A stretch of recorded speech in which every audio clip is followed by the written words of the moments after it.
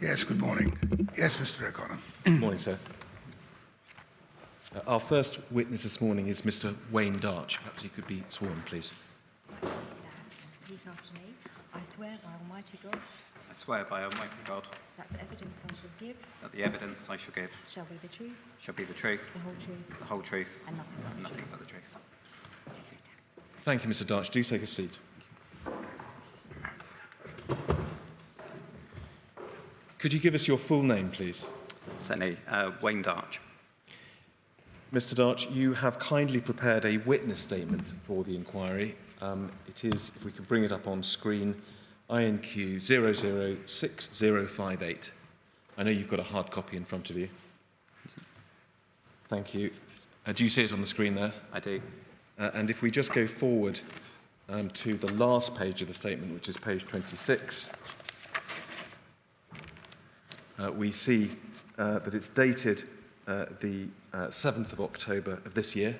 Correct. And there is a signature there, although of course it's concealed on the published version of the statement. But can you confirm that that is your statement? I can confirm that is my statement. And have you read through it in preparation for coming today? I have. And are the contents of that statement true to the best of your knowledge and belief? They are. Thank you very much. Mr. Darch, I'm going to ask you some questions. First of all, a little bit about your career history. We have quite a lot of detail about that in your statement. And so may I invite you to adduce the entirety of Mr. Darch's statement into evidence? Yes. Thank you. So I will simply touch on a few points about your career history, Mr. Darch. Your current role, is this right, is as Deputy Director Operations of the South Western Ambulance Service NHS Foundation Trust. That is correct. Referred to for brevity as SWAFT, yes? SWAST. SWAFT. In 2018, of course the time with which we're concerned, you were Head of Preparedness, Resilience and Response for the same organisation. Is that right? I was the Head of Emergency Preparedness, I'm sorry. Resilience and Response. Right, so Clarity. with that small correction, that was your role. Yes. In total, I think we see from your statement that you have been in the ambulance service for very nearly 28 years. That's correct. The roles we've just mentioned that you've been undertaking for the last few years and currently are strategic management type roles. Is it right that you spent some of those 28 years as an ambulance emergency technician? So I started off as a control assistant working in our 999 control centres. I undertook a number of different roles over the course of my career, including training as a technician. I responded in that capacity as a responding officer rather than on a double-crewed ambulance, which would be the traditional route. But nonetheless, that was the case. I didn't continue down a clinical route, and as you will see in my statement, I am not a registered clinician because I took other opportunities through the leadership and management route. Yes. So just give us an idea. We've got in our minds the 28 years of your total service. How many of those years were spent as an emergency responder? 6 or 7. Right. But presumably much earlier in your career. Much earlier. And for a large part of that more recent time, you have been occupying the type of management and strategic roles that you've mentioned. That's correct. Yes. Thank you. Now, as you know, Mr. Darch, and certainly some people in this room know, we will be hearing in the days ahead, in fact today and tomorrow, and then further when we resume our hearings in London, from a number of ambulance staff who actually attended Dawn Sturgess, Charlie Rowley and Sergei and Yulia Skripal. And of course we'll be asking them about the details of what they did on those occasions, and we'll be taking them to the contemporaneous documents and so on. That's not what I want to do with you today, of course. The purpose of you coming to give evidence today is to give us some insight into the management policy training content of the ambulance service over the period with which we're concerned. Do you understand? I do. Thank you. And I want to start, if I may, with the question of what understanding or training ambulance staff had of or for nerve agent organophosphate poisoning before the Skripal poisoning in March 2018. And we'll work then forward in the chronology. Okay? Okay. And I think it's important for me to ask you right at the start about the rarity of this type of poisoning, organophosphate stroke nerve agent poisoning. We will be hearing in due course from an expert witness, Mr. Faulkner, and I know you've read his report. He will be giving evidence about pre-accident care, pre-hospital care generally. And he asserts in his statement that something to the effect of the vast majority of ambulance technicians, clinicians, would never see an organophosphate poisoning case in their entire career. And he says that in his long career, he'd only seen one. Obviously, I'm not asking for an exact answer, but roughly speaking, does that chime with you, or do you think he's got it way out? No, absolutely. I agree with Mr. Faulkner's assessment of that. A number of our clinicians will go a whole career without witnessing or attending a organophosphate or nerve agent poisoning, whether accidental or deliberately. In contrast to that, our clinicians will regularly attend opiate overdoses, yeah, I mean, the instances of nerve agent or organophosphate poisoning, I absolutely agree with Mr. Faulkner's assessment. In the 6 or 7 years that you were... Forgive me, Mr. O'Connor. Had there ever been a nerve agent poisoning experience in this country? Not that's recorded since the Second World War, as far as I understand it, sir. Right. But you bracket it with organophosphate poisoning, Yes. which is what, fertilizers, basically? Yes, that's right. Right. And that happens occasionally, does it? Occasionally, but extremely rare. Again, as Mr. Faulkner states within his statement, almost unlikely that our clinicians would attend such a scenario. Right. Thank you very much. I'm going to ask you in a moment about the training that ambulance staff had for this type of incident. But before we do, just help us generally.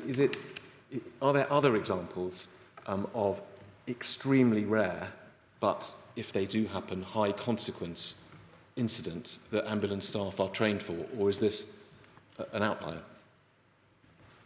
No, it's not an outlier. We train for marauding terrorist attacks and other high consequence incidents, a high consequence infectious disease, for example. And we have specialist resources that respond to those, but there is a baseline level of training and education that is provided to all of our responding crews, as well as staff within our emergency operations centres who take the 999 calls and then coordinate the response thereon in. Thank you. If we can go to page 8 of your statement, please. We'll bring it up on the screen. And this is a part of your statement we can see from the heading at the top, where you describe the guidance that's been issued to ambulance staff for organophosphate nerve agent poisoning. And you refer further down the page to the treatment, the Duodote pen, which administers atropine, does it not? It does. And that is the sort of basis or the vehicle for the training that was given prior to 2018. That is correct. And you refer to a clinical note issued by SWAFT that was circulated, from memory, I think, in 2017. Let's bring it up on screen, please. It's INQ 30627.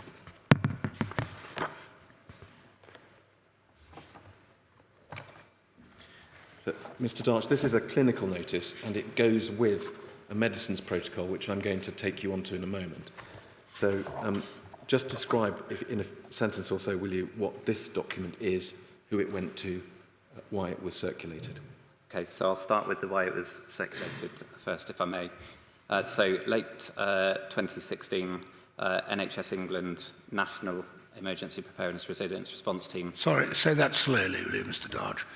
In late 2016, the National NHS England EPR team, Emergency Preparedness Resilience and Response team, wrote to all English NHS ambulance services, confirming that they had accepted a recommendation through the National Clinical Reference Group for duodote, which is the atropine that's been described, to be carried on all frontline emergency vehicles. Right. And there is a breakdown within that communication, which is further detailed within the clinical notice as is presented on the screen. The purpose of the clinical notice is to confirm internally our intention to follow that direction and is a direction to operations officers who are our frontline, first-line supervisory level officers and to all clinical staff that this is being distributed and that they should familiarise themselves with the medicines protocol which describes the circumstances in which the duodote should be administered. Now, so this goes or went to, did it? This was issued. The people at the bottom of the page. That's right, that's correct. And what does all clinical staff mean? So all clinical staff are paramedics and their colleagues that work operationally on the front line, regardless of whether that's on a double-crewed ambulance, a rapid response vehicle, which is a car, our command vehicles, and it is also of relevance to our clinicians that work within our emergency operations centres. Right. Thank you, Mr. Darch. And we can see just underneath the table there the instruction, as you've said, to people who receive this document to refer to the separate medicines protocol. So let's turn that up if we may, and that is INQ 30623. So staff who follow that instruction would have seen this document, is that right? That is correct. And before we look at the detail, can you give us an idea of, if you were in those years when you were a first responder, how many documents like this would you have been receiving? How much training of this sort do you expect staff to undertake? We receive regular updates at the time. In terms of the frequency, I don't recall, if I'm honest, but I would have had time to have accessed and referred to this particular document. I mean, do presumably these documents get circulated by email? So do they receive them sort of every day, every week, every month? Maybe a few a week at the time. It depends on other circumstances with regards to other medicines or clinical guidelines that are needing to be refreshed or issued. This was clearly a new medicine. We circulated it through email at the time, but we'd also just gone live with an application that our colleagues can access through their mobile phones or iPads or other forms of devices. And this would have been available on our intranet, but publicised well that it was there to be referred to. Having sent out the instruction, do you have a method for monitoring whether staff have actually done what they've been told to do, that is, to read the clinical notice and the protocol? So with regards to that specific question, at the time, we didn't have that technology available. And the app didn't allow us to do that. However, since then, we do now have the ability to be able to do that. What I would say is that once we issue updates or new protocols, there are arrangements for training for our colleagues, which happens over a period of time. So, For example, if this protocol was issued today, some colleagues may be on a training programme tomorrow that would have access to training in that respect. Some may receive that further down the line in 11 months' time for example. Thank you. Thank you. So do they come in for training every now and then? Is that what you're telling us? Annually, yes, sir. How often? Annually. Annually? Yes. Mr. Darch, let's just look at the contents of the protocol, if we may. And we see, don't we, towards the bottom of the page that we're looking at, where it says clinical situation, there are a series of, in fact, three sort of signs, symptoms that are said to be indicative, clinical features that are indicative of organophosphate poisoning, and the instruction says that at least one of those must be present in order to justify using this treatment. And we will see similar lists in other documents. Bronchuria, bronchospasm, that's a respiratory difficulty, is that right? As I understand it. And also severe bradycardia, low heart rate. And then if we follow it down onto the other side of the page, other signs may include excess secretions, respiratory depression, and altered levels of consciousness. As I say, we will see similar lists of the way in which patients with organophosphate poisoning present in other documents, and so some of those symptoms are familiar. And it's right also, isn't it, and you've already made the point, that some of those symptoms overlap with the way in which people suffering from opiate overdose present. In particular, respiratory depression, altered levels of consciousness, and so on. Correct. While we're on this second page, can we just cast our eyes down? If we see the heading on the left, cautions, and the second bullet point, do you see that? It starts when symptoms of poisoning are not severe. Then duodote should be used with extreme caution in people with heart disease, arrhythmia, recent myocardial infarction, and so on. So an indication there that, well, you tell us your understanding of that.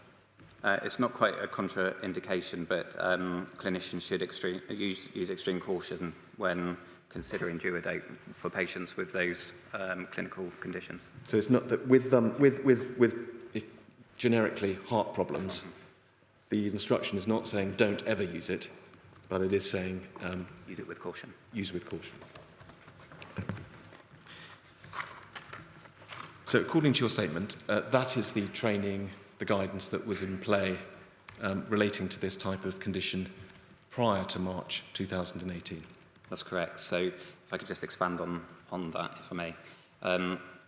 All new staff coming into the organisation and at the time through the training that I've already described, clinicians undergo a period of training which covers the clinical symptoms of organophosphate poisoning, nerve agent poisoning, and also the detail around the medicines protocol that we've just reviewed, as well as the application of the duodote itself. So that at the time was the baseline standard training. Yeah. Now, I want to move forward in the chronology then to March 2018 and the Skripal poisoning. As I've said, we will be calling evidence from ambulance technicians and indeed others who were present. So I don't want to ask you about the detail of exactly what happened, but perhaps you'll agree or disagree with this summary. Both Yulia and Sergei Skripal were attended to and were in fact assessed by the ambulance crews there to be suffering from an opiate overdose. And so they were both given naloxone, which is a drug intended to combat that sort of condition. Is that right? That's correct. They were showing symptoms that, broadly speaking, were consistent with both nerve agent poisoning, organophosphate poisoning on the one hand, and an opiate overdose on the other. for example, respiratory collapse and also meiosis, pinprick eyeballs. Correct? Correct. Also, they were seen to be suffering excess secretions, so sort of salivation, foaming at the mouth, that type of symptom, which we often see referred to as a symptom which is a distinguishing point because it is a symptom of organophosphate poisoning but not seen with opiate overdose. Correct? Correct. It was also the case that atropine was in fact administered to Sergei Skripal by one of the ambulance staff present by accident. He intended to give an administration of naloxone but picked up the wrong bottle and in fact gave him some atropine. Is that right? Correct. Yep. And we will hear from Mr. Faulkner, the expert, who says that actually that would clearly have helped Mr. Skripal and may even have saved his life. But it's also fair to say that we will hear from Mr. Faulkner that he is not critical of the fact that the ambulance staff on that occasion didn't diagnose organophosphate poisoning, but instead diagnosed opiate poisoning for the very reason we've been discussing, because it is so rare and there is an overlap of symptoms. That is correct.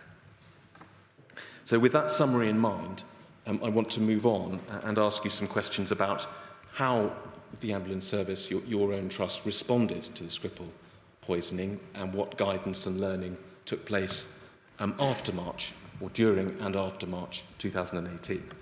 And let's go, if we may, to page 18 of your witness statement.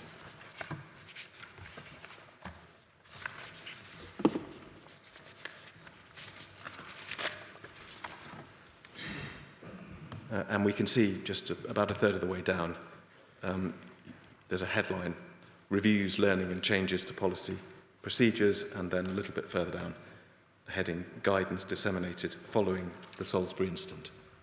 Do you see that? I do. And in fact, it's at paragraph 105.1, so immediately underneath that heading, that you refer to something that took place on the 9th of March, so the week after, I think that was the Friday, after the Sunday poisoning. A step taken by you to circulate throughout your organisation a piece of advice that had come in from the NHS and Public Health England about nerve agent poisoning. And let's have that document up on screen, please. It's INQ 000660.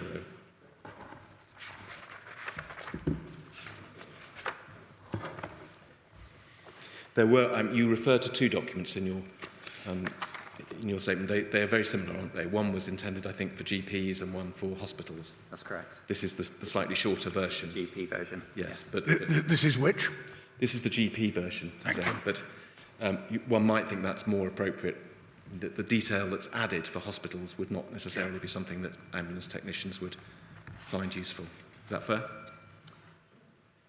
There is crossover between the two documents, so there are aspects of the emergency department guidance that would be relevant to the ambulance pre-hospital environment. Well, let's just look at this for now, in any event, Mr. Darch. What we see there, we see the headline, Diagnosis and Early Management in Organophosphate Chemical Incidents. There are a series of visual indicators. Step 1, 2, 3 plus triggers. Can you just explain what that means? Yeah, absolutely. So safety triggers for emergency personnel, step 1, 2, 3.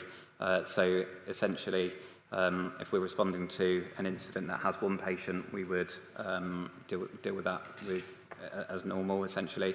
2 patients, we would approach with caution, and with 3 patients, we would essentially respond with specialist responders and seek specialist advice. And then there are a number of plus triggers, which include evacuation and accessing, as I say, specialist support and advice. So those are generic considerations. They're not specific to this type of No, case. generic. and they're applied across the emergency service spectrum. And then I won't read them out, but a series of, again, fairly, perhaps, I don't want to use the word obvious, but signs of something that's gone seriously wrong. It's dead or distressed people and animals, obvious presence of hazardous materials, unexplained vapours or mists. And then immediately below that, clinical symptoms, as I say, similar, although not quite identical, to the types of symptoms that we saw on that medicines protocol. Yes. And this was a document which you received, and is it right that you, on your own initiative, decided to send it to everyone in the trust, or at least was it all clinical people within the trust? No, it wasn't all clinical people. I did circulate this along with the guidance that was issued for emergency departments as well, because as I say, there were aspects within that guidance that were applicable to particularly paramedics within our workforce. And that document makes reference to the significant crossover of the symptoms between opiate overdose and organophosphate or nerve agent overdose, and describes a stepped approach to the treatment of those patients. In the absence of any guidance forthcoming that was specific to the ambulance service or to the pre-hospital environment, I took the decision to circulate the guidance that was available. Yes. I mean, that was a point I wanted to come on to, because as I've mentioned, that was a key learning point from the Skripal incident, wasn't it? Yes. The risk of misdiagnosing, and which would lead, other than by, I mean, the fortunate accident of Mr. Skripal getting the atropine, to not using the duodope pen when it was needed. That's correct. Did you consider not just circulating the hospital guidance, which mentioned the risk of that confusion, but circulating a sort of internal, specific piece of guidance, drawing your staff's attention to that very aspect of the Skripal case? So we didn't issue new guidance. We reminded colleagues of the existing guidance that was in place at that time, which, as we've seen from the other documents we've referred to this morning, were consistent. No, I'm sorry, Mr. Arch, you'll have to forgive me. You circulated this, is that right? That's correct. Along with, you said, some other document which particularly referred to the overlap of symptoms between, on the one hand, opiate poisoning and organophosphate poisoning. What was that document? That document was Public Health England document, and it was the diagnosis and early management of organophosphate chemical incidents, but specific for hospital emergency departments. And I understand that that's inquiry reference 000659. So let's bring it up on screen. Mr. Dart is right. It's 000659. And that's a PHE or NHS document, is it? PHE. PHE. Yes, sir. So what we'll see is it's similar. It starts in a very, I think, almost identical way to the document we've just been looking at, but then it goes on to provide more detail. Is that right, Mr. Darch? It does, from recollection. So where does it... It's not up yet, sir. I don't think. Oh, I'm sorry, wrong document. We're waiting for 659. That's still 660. Yes, that's 660.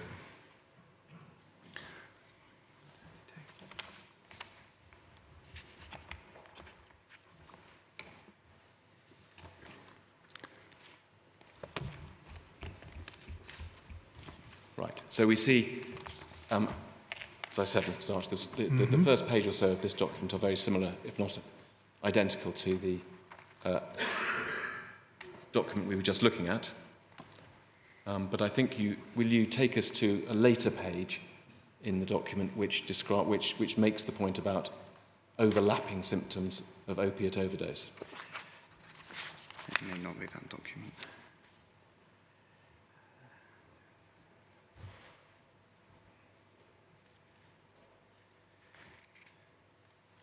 So just bear with me.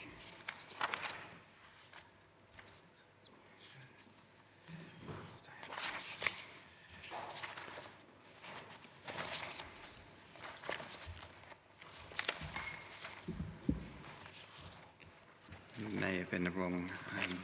Just bear with me. I just need to refer to a further Public Health England document.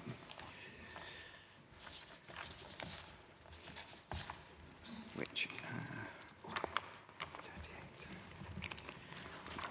if I may, give you an alternative inquiry reference number.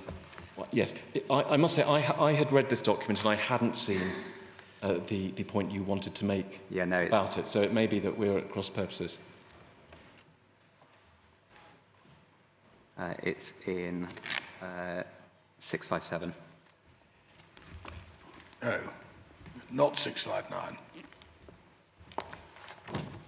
Right, let's have 657 then. Right, well, should we call that up on the screen? The document that I'm referring to was issued in July 18, but that was an update. In when? In July 18, but that was Perhaps an we can, update. Mr. Arch, Just take it gently, please. Can I- need to know exactly who got what when. can I suggest, if we could go back to Mr. Darch's witness statement, please, and go to page 20. Right.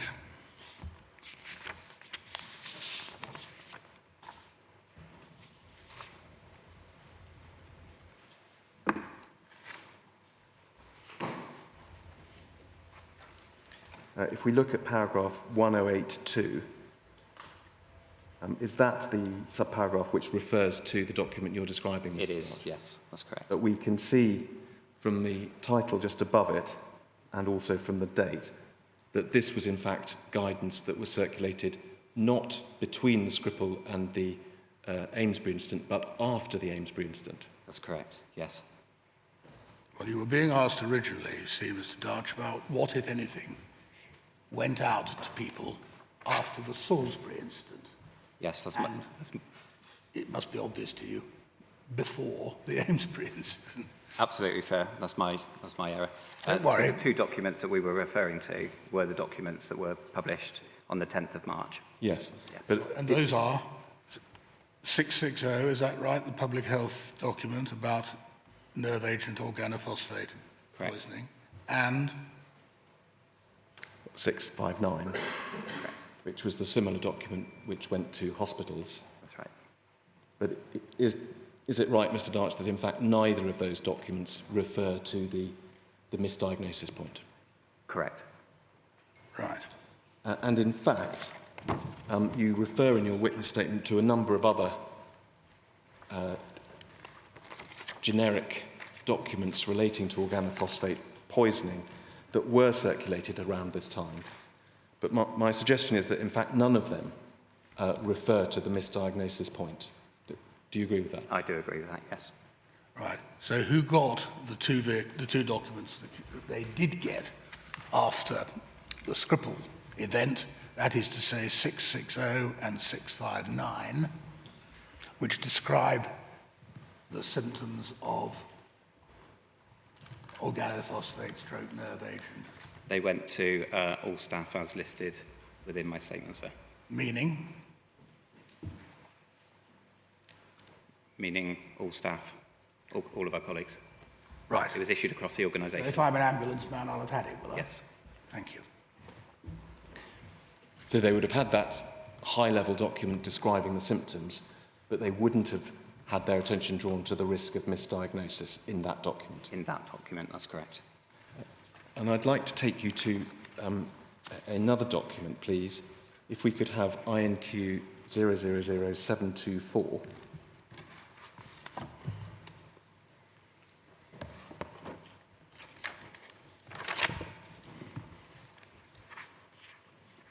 Now, this document, Mr. Darch, is the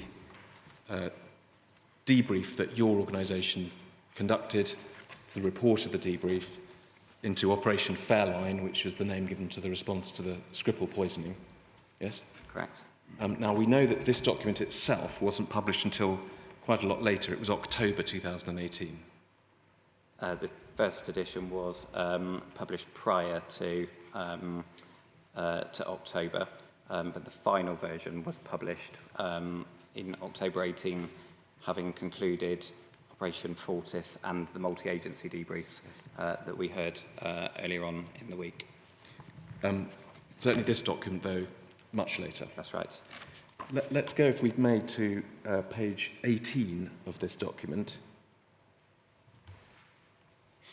This is Annex A to the document, Mr. Darch, and we can see it's headed Mike Killeran Debrief Report. And we don't need to go there, but I will just record that we see that this debrief report was in fact dated the 27th of March 2018, so it's much more rapid. That's right. And we assume that when that was undertaken, the results of it were circulated within the organisation. They were indeed. I'm sorry, Mr. O'Connor, you've lost me. I've got a document in front of me. It hasn't got a date on it. No. But it has it somewhere else, has it? Yes. Well, we can look, so it's page 20, internal page 23 of this document. Thank you.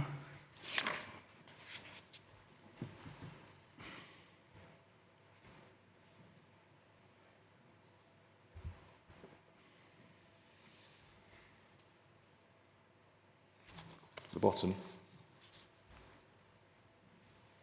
Do you see there, Mr. Darch? So Mr. Killeran's report, 27th of March. So it's an earlier report annexed to the final report. Is that fair? That's correct. And We can what go- happened to that? I mean, did people see it or not?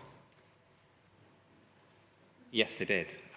Who saw it? So the contents of this report are largely not concerning clinical matters, No. but are concerning policy, process and procedural issues as a result of the consequence management aspects of the response to the initial Operation Fairline.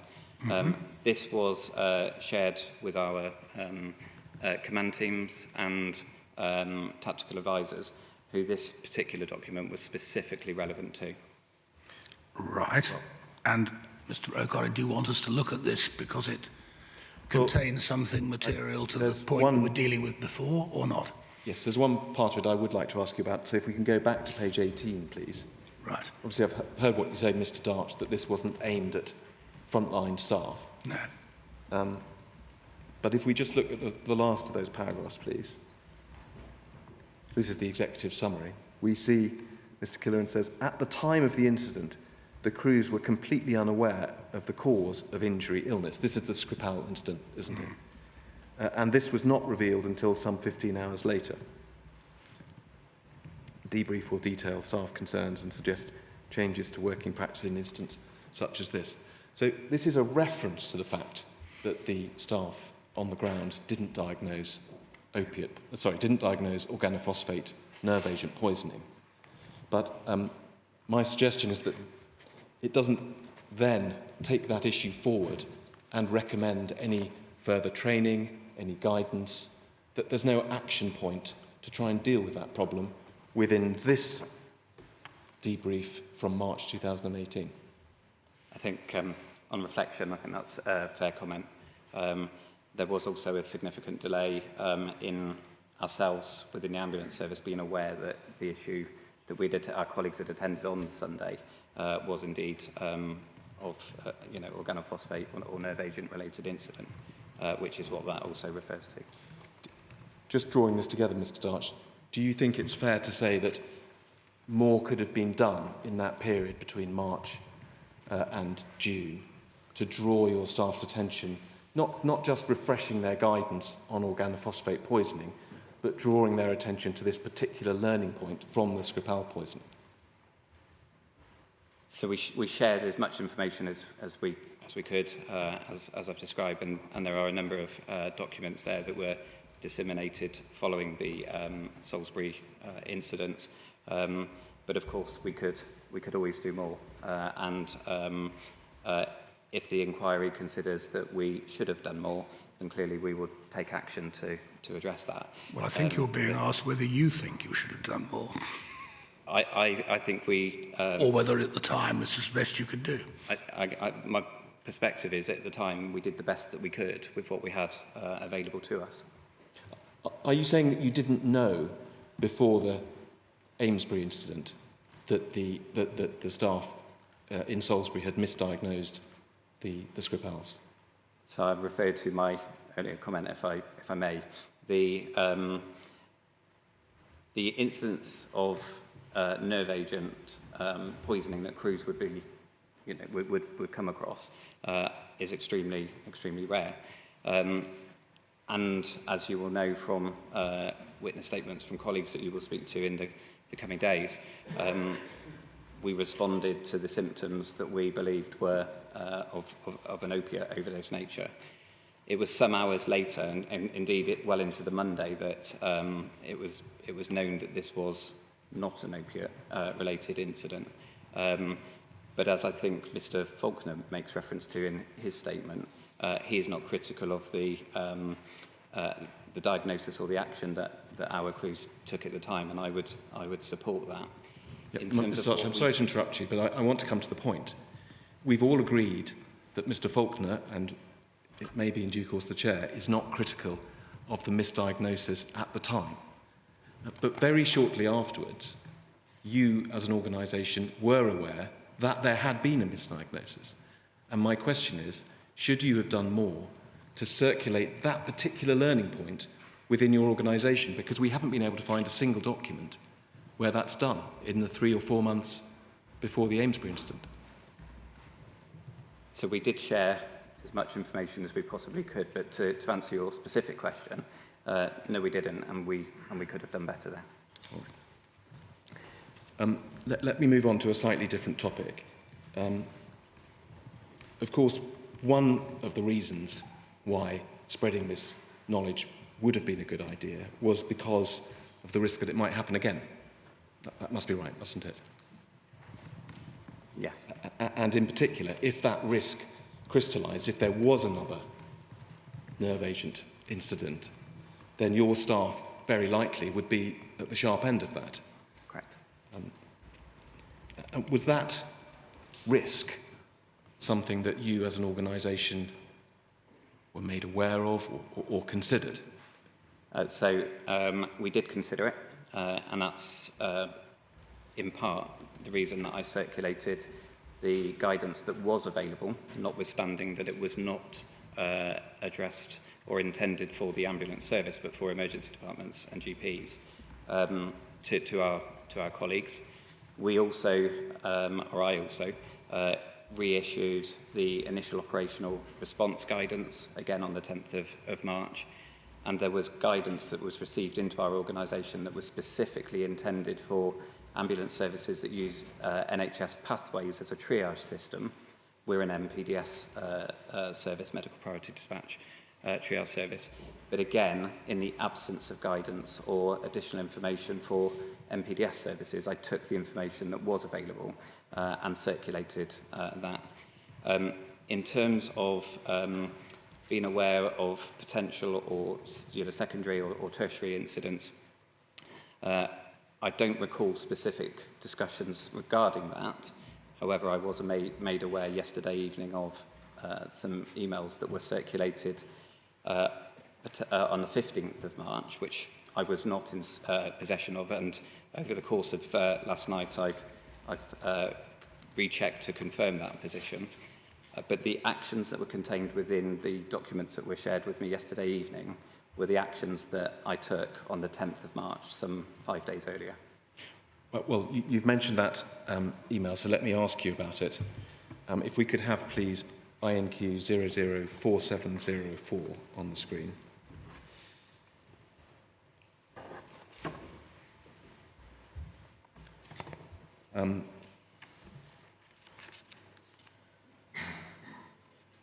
So this is an email. It's not easy to work out exactly who sent it or received it for obvious reasons. But we can see that it's dated Thursday the 15th of March, so 10 days or so after the Skripal poisoning. Yeah. And it would appear that it's an internal DHSC email. And if we can go over to the second page, please. We can see that it's the title is Salisbury Nerve Agent Attack, Risk of Secondary Incident. Thank you. And just underneath that, reasonable worst-case scenarios and mitigation. And a list underneath, numbered list.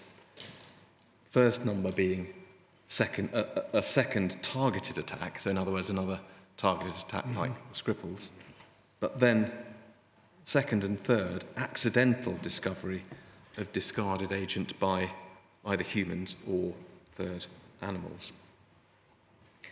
And if we cast our eyes down towards the bottom of the page, we can see that the analysis of the second type of incident, that is an accidental discovery of a discarded source of material by humans, and we can see that what is being anticipated is up to 6 members of the public being exposed to source material used and then discarded after the Salisbury incident,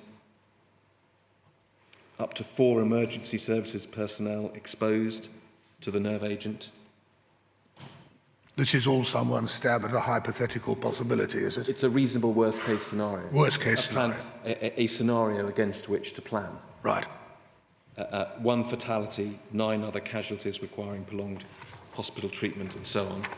And then if we go over the page again, please, we see sort of further analysis in a grid, and consideration being given to what first responders need to know in planning for that sort of scenario. Mm-hmm.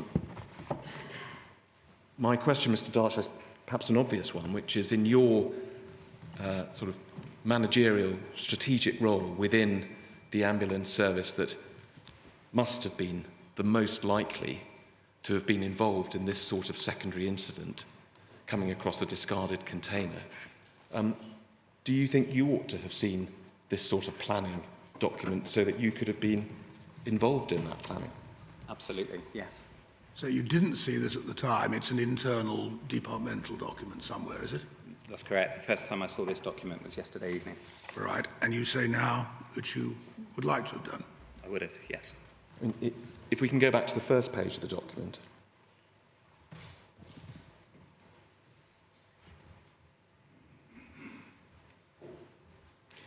Just the text of the email, please. We can see that whoever it was that wrote it says, please find attached a first stab at the reasonable worst case scenario for a secondary nerve agent incident. There's the then in brackets for health sector only. Were you the health sector? We are part of the health sector, yes. And then suggest that this is not forwarded further than necessary. I think you've made your position clear, but do you regard yourself as having been one of the necessary recipients of this analysis? Absolutely. If you had, what would you have done differently? We would have followed the action that it describes on page 2, I think it was. But in terms of the actions, could we possibly go to page 2? But in terms of the actions around reaffirming initial operational response and dissemination of guidance, that's the action that we undertook on the 10th of March. Well, actually, this page isn't about actions, is it? It's about what the worst-case scenario is. I think it's the grid that Mr. Dark is referring to. Yes. Yeah.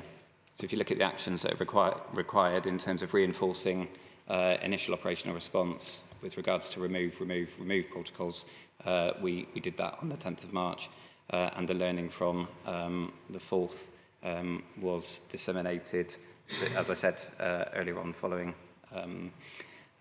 the distribution of the Public Health England guidance that I previously referred to. You've referred to that second bullet point, learning from the 4th of March should be rapidly disseminated.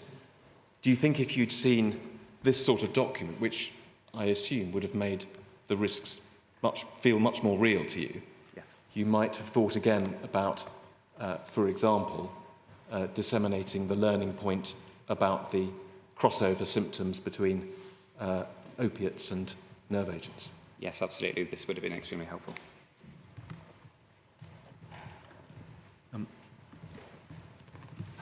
Thank you, Mr. Darch. I want to move finally on to 2 other topics, which I think I can ask you about quite briefly. And they relate first to the treatment of Dawn Sturgess and second to the treatment of Charlie Rowley. And as I've said with the earlier, my earlier questions, of course, we'll be coming to the paramedics who themselves undertook that treatment. So we'll ask them the detailed questions. I want to foreshadow some of the sort of larger issues that will come up with you now. And in terms of the treatment of Dawn Sturgess, one of the features of her case was that while the paramedics were treating her, they were told by her boyfriend, Charlie Rowley, that Dawn didn't take drugs. And that was inconsistent with the views they were forming about what might have caused her condition, because they were working on the basis that this may well be an opiate poisoning case. As I say, we'll ask them about exactly who heard what and what they were thinking.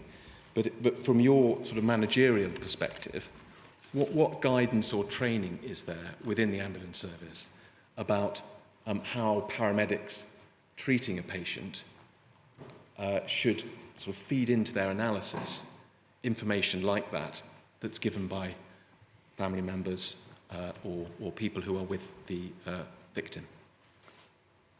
So I think the first thing that it's important to say is clearly Dawn was in cardiac arrest at the point at which we arrived, and therefore the treatment of the cardiac arrest is first and foremost in one in achieving a return of spontaneous circulation, and secondly, sustaining it stably. Clearly, any information that is available to ambulance crews at the scene are important and should be taken into consideration. There are a number of causative clinical conditions which, as I've mentioned, I'm not a registered clinician, so I'm not able to go into, that they would be considering in terms of addressing the potential causes of the cardiac arrest, and therefore those principles, but at the same time taking into account any observations that they make of the scene, but also information that they are given from either witnesses, relatives, friends, other bystanders. Clearly, they will take into consideration. But as you've already mentioned, my colleagues that attended the incident will be able to detail that. Just to pick you up on that there, you say clearly they would take that into consideration. Of course, we'll ask them whether they did or not, but from your standpoint, is your position that they should have taken that into consideration? Yes. Is that their training? That's their training, yes. Right. And then lastly, Mr. Darch, Charlie Rowley, who of course became ill later in the day, different paramedics and ambulance staff attended him. We will hear that there was a rather different sequence of events there. And in fact, the paramedics who attended Charlie Rowley did form the view that he was suffering from nerve agent poisoning. But there was then a difference of opinion with police officers who attended. And in very brief summary, the police officers did not accept the diagnosis, the views of the paramedics, and proceeded essentially on the basis that they were content that this was an opiate poisoning, and there were various steps that followed as a result. We will get into all of the detail of that with the people who were there. But again, from your sort of managerial perspective,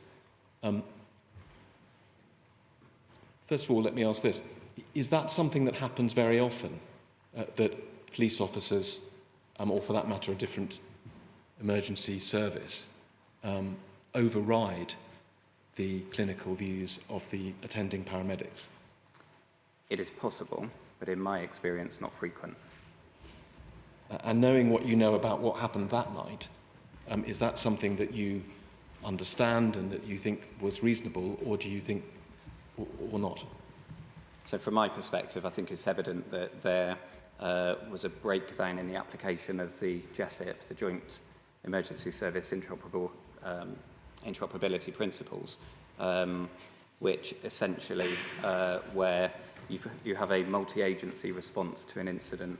The three blue light services in particular should co-locate, they should communicate, which allows them then to jointly coordinate the response, having a shared situational awareness and a joint understanding of the risk, which allows the multi-agency partnership to develop a joint plan to respond to the circumstances that they're facing. On that particular evening, I think there was a breakdown of the application of those principles on this occasion. Thank you. Mr. Darch, thank you. Those are all the questions I've got for you. There will be some other questions, sir. Yes, and I've one first, please.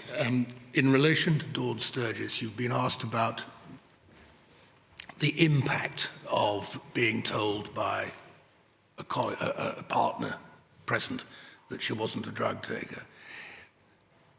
Your ambulance people are dealing with a woman in cardiac arrest. Supposing that it had never occurred to them that there were any drugs might have been involved, would it make any difference to the way that she is managed? So as I've said, sir, I'm not able to answer the clinical specifics. Right. But the priority is in dealing with the cardiac arrest to achieve a return of spontaneous circulation. Which eventually they did. They did, yes. As it were, artificially. Yep. All right. Thank you very much indeed. Mr. Mansfield. Mr. Mansfield, there are clearly some questions which you'll need to ask. I've seen the request to do so. Yes. I rely on you, with all your experience, to confine them to the things that need to be asked and to bear in mind the difference between requests for information, which will help me, and comment, which will come later. Yes, I will make that distinction. I'm grateful. And you'll bear in mind the timetable, but I'm not Yes. proposing to break until 11:15. You've got until then. I will be... What is the time? I think that's within the time framework you have in mind. So be it. Good morning. I represent the family of Dawn Sturgess. And first thing, this is an observation, it's not a question. Just so you see the question, so you see the context. The family do appreciate what the paramedics did to help her, even though in the end, of course, we know what the outcome was. But they do appreciate that and want that known to you. However, they also, and I think you know this from other sources... Mansfield, forgive me. We're on questions. Coming now. Sooner rather than later, please. Yeah. They also would like to think of the future. So the questions that I have, it's the context for the questions, so you know. First question is really the one you've just finished with. I want to follow that up, if I may, for a minute. Because if we're thinking about the future, we don't want a situation in which two emergency services say one thing, in this case, that in fact it's another Novichok, I'm putting it shortly, and another emergency service, if you like, saying no, overriding it, as you've just been heard, saying it's a drug-related. Now, has there been discussions in order to ensure that this sort of situation doesn't arise at the command level, or any other level for that matter? Yes. Right. And is there provision now, I would ask for the public benefit, basically, how is that going to be resolved? At command level, ground level, how's it going to be done? So we're 6 years down the line now, and the principles of JESIP are, as I understand it, embedded in all of the blue light emergency services, but also across the wider partnership of the Local Resilience Forum, which we heard about earlier on in the week. The national JESIP team routinely undertake assessments of all blue light services periodically throughout the calendar year, which assess whether the principles are embedded or not. My understanding is that the principles of JESIP are now firmly embedded in blue light organisations.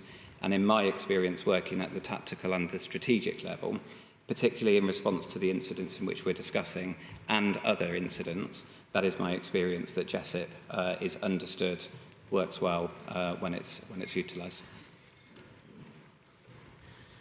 And in that context, are there practical exercises in which you can monitor whether the understanding is being implemented? In other words, the situation we were confronted in this case won't arise again in the same way. Yes, both through tabletop and live exercises.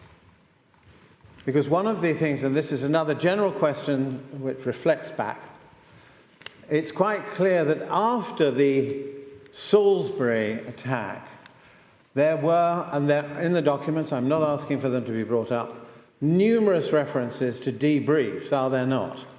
Yes.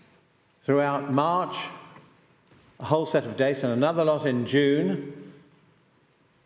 You recall that? I do. Now, in relation to those debriefs, this is another aspect, the key learning curve. In any of those debriefs, were the points that have been put to you about the key learning, namely distinguishing between symptoms, signs, and causes, were they discussed? Was training discussed in any of them? Yes. Right. Hang on, Mr. Mansell, that's 2 or 3 questions. Yes. Are you on the question of the possible overlap between opiate? Yes, I am. Yes. Right. So that's what he wants to know, Mr. Darch. Did any of the debrief documents address the overlap in symptoms and the risk, therefore, of mistaking one for the other? Yes, they did. And since the Salisbury and Amesbury incidents, there's been a number of changes to national guidance that addresses those, which are detailed within my statement. And in relation to that, as well as what was happening at the time in March and June, it's a question of compliance and monitoring whether it's actually happening, because you can have a lot of documents, nothing actually happens on the ground.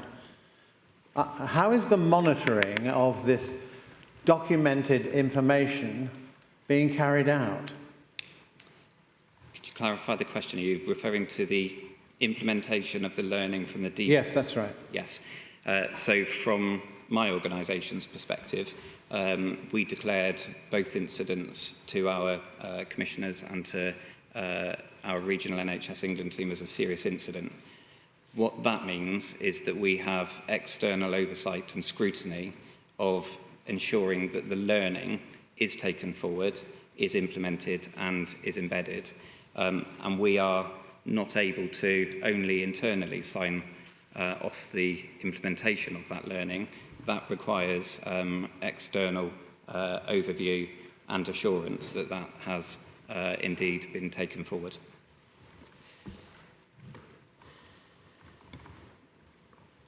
Now, one of the key points after Salisbury, which obviously was a shock to everybody's system at that time, I want to ask you about this point, namely, a secondary, not necessarily a secondary incident, but Novichok having been left somewhere, discarded. Now, was that a talking point amongst these briefings that you had? I recall some conversation at the SCG around the search for potentially missing substance, but I wasn't specifically into the detail of that. And as I've mentioned, with regards to the document that we have just reviewed from the Department of Health, I think it was, that wasn't shared with me either. Were you provided with any advice on this topic, namely the real risk that some has been left either in the Salisbury area or even a little wider than that, because Novichok was found in London? No, Traces of it. Not that I recall. Well, I want to ask you, since it's a key learning aspect of this, is it right that at the time we're talking about, that's between the Skripal and the Amesbury events, there were a large number of organisations at your level which had a function of sharing important information in order to inform public and inform first responders, weren't you? Yes. Large number of groups, about 7 altogether. Yes. Yes. I can run through them, but I don't want to take up a lot of time. But if you agree, there's about 7 of them. And the question I have is, can you explain then how it was then, hopefully not in the future, that the discussion about discarded Novichok, which could affect the local population, wasn't a matter of prioritisation or discussion? Can you explain that? No. And simply because I wasn't involved in those specific conversations. The information, as I've already alluded to, wasn't shared with me. I mean, did it occur to you personally, I'm not saying it's your responsibility, but whether you, given your situation right here, whether you thought that that was a priority, that there might be more in the city somewhere, and the sooner it's found, the better, but people doing the looking, as well as the public, need to and your first responders need to be aware there could be another incident in that sense. Of course, it was a consideration, and I recall it being a consideration, which is why we circulated the guidance that we did, which I've already discussed today. However, my considerations were in the context of advice at the time from public health experts that the risk was extremely low. Right, well, I want to deal with that because I'm going to suggest one of the problems after the Salisbury attack was a mindset that because Novichok was rare or virtually unknown, or because nerve agent poisoning was rare, there was a mindset that it wouldn't happen again, wasn't there? I don't know if there was a mindset that it wouldn't happen again, but I think in the context of the public health advice that the risk was low, But then, I'm sorry to interrupt, but at that time, straight after the Salisbury attack, was it really being considered that the risk of more being found, not another attack, but being found in Salisbury was regarded by public health authorities as low risk? Well, you must tell us about what you understood for your people, Mr. Darch. Public health may have had to think about all manner of things, including, one would have thought, the fact that some of the Novichok which had affected the Skripals might well be around in the area. Yes. But what's the answer to the question? Were you applying your people's minds to the risk of not just the stuff being having contaminated other bits of Salisbury or beyond, but the specific risk of discarded material? Okay, so I don't recall considering specific risk as a result of discarded material, no. But I did consider the importance of ensuring that responding crews were aware of the signs, symptoms, and how to treat as such. Mm-hmm. Thank you. In terms of organophosphate poisoning, of course, in terms of that, there are numerous other ways in which the chair has mentioned fertilizer, but its pesticides can give rise to it, and also flammable retardants can give rise to it, plastics can give rise to it. There's a wide range of sources for poisoning of that kind, is there not? That's my understanding, yes. Now, what I want to ask you, backing onto that, is that in relation to making distinctions and understanding signs and symptoms, to your understanding, is there one distinctive feature or sign or symptom that relates to Novichok poisoning as opposed to any of the others? Or are they all very similar?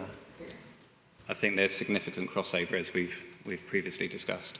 Yes, well, I'm really wanting to ask if the documentation that has been made available to first responders from now on gives them a clear indication that if you see X, then that is Novichok, but if you see Y, it may not be.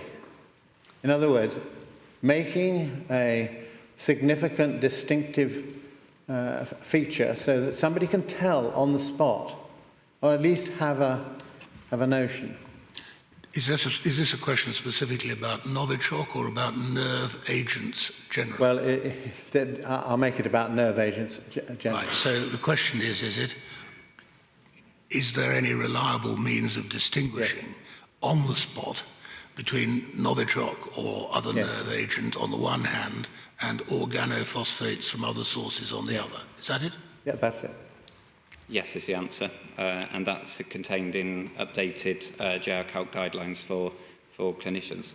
So in 2018, a terminology called CRESS, which looks at conscious levels and a number of other symptoms, were not included in the clinical guidance at the time. It now is, and it assists clinicians to be able to diagnose and differentiate between different types of toxidrome. So, to make it clear, it wasn't available at the time of Amesbury, but it is now available. That's correct. Now, part of the situation after Salisbury was a number of the members of your organisation, in other words, paramedics, as well as doctors and others, were at Salisbury as well as at Amesbury, were they not? They were. So they were in a very strong position, since it had been established by then that it was Novichok, the particular version, at Salisbury. Was there an attempt by you to organise internally gatherings, seminars and practicals involving the people who'd been actually on the ground? Did that happen? There were a number of sessions that happened that did involve some, not all, of those individuals, yes. Did you attend those? Do you know what actually happened when they did them? I didn't in person, no. All right. Was a record kept of what happened on those occasions? There should be, yes. Now, in relation to one particular meeting, I think you went to it, there was a meeting held at Porton Down. That's important, is it not? It is. I know the meeting you're referring to, so I didn't attend it in person. I'm sorry, I didn't catch that. I didn't attend that in person, but I'm aware of the meeting. You're aware of it. There are two questions arising out of that. One is that the meeting took place on the 19th of April 2018, but the report indicating what had been discussed at Porton Down wasn't published until the day after Dawn's death. Did you know that? I was aware of that. Can you help us to why that was delayed for that period of time? I'm afraid I can't. I wasn't involved in the meeting, and it wasn't my document to publish. No, I appreciate so I'm unable to help you, I'm afraid. I'm only asking for information just so we can put it together, as it were. So, were you aware of what in fact was discussed at Porton Down in that period? No. Did you become aware once the report was published? Did you read it then? Yes. Right. Now, one of the things I want to ask you, because of a witness that's coming, to see whether you know anything about it. And there seems to have been, for some, a reticence to reveal details about Novichok poisoning. Did you run into that difficulty yourself, a reservation about either talking about it or certainly making it public? Yes, I did. You did? Yes. And where did you run into it? At Porton Down or somewhere else? No, it was at the SCG. So On the Tuesday, I was informed of an organophosphate poisoning, but the details surrounding Novichok was not shared with me. Was not Sorry, shared. the details surrounding what? The type of material? The type of material. So I knew it was Oh, yes. organophosphate. I didn't know that it was Novichok. Yes, I understand that. Well, I think one can understand the materials point. But what about, I'm going to put it this way, the presentation of the symptoms and signs, the treatment, which needs to be urgent and so on, that sort of thing. Was that discussed at Porton Down? He wasn't there. I wasn't there, so I don't know. No, but he read the report. Mr. Mansfield, I'm sorry, there's a limit to how far you can take this with this witness. No, I appreciate it. Moreover, you need to keep an eye on the clock. Yes. Do you also accept, therefore, just in this context, that since you were dealing with it between the two situations, that is, Salisbury and Amesbury, that protection of the public is important? Yes, I agree. And I appreciate it's not your responsibility, but you are sitting on 7 different organisations which have a responsibility, each of them, towards the public. Was there any discussion? Mr. Mansfield, he isn't sitting on any of them. I'm Please confine the questions to material, information that this witness can give. It does. We don't need, I don't need, it's whether it helps me, this that matters. I do not need repetition of the assertions that have been contained in your questions. I've understood them. I do understand. The question I would seek to ask is, for the future, if we have a number of organisations such as this, and the protection of the public, as you've agreed, is important, these are matters that need to be discussed at the level of the organisations I haven't read out in detail. It does need to be discussed. Do you agree? I do. It's not for him to say. It's for me. It might be for me to say, but it certainly isn't for him to say. Well, he is a leader in the field. That's the only reason I'm asking. He's a leader and an influential one. No, please don't argue the point, Mr. Mansfield. Yeah, all right, I won't. May I just have one moment? Of course. Most of the other questions have already been asked by Council that we've submitted, so I don't think there's anything else I wish to ask. Just check. Yes, thank you very much. Thank you very much indeed, Mr. Mansfield. Have we finished with Mr. Darch, Mr. O'Connor? Yes, we have, sir. Thank you for your help, Mr. Darch. You needn't stay. 11:30, please.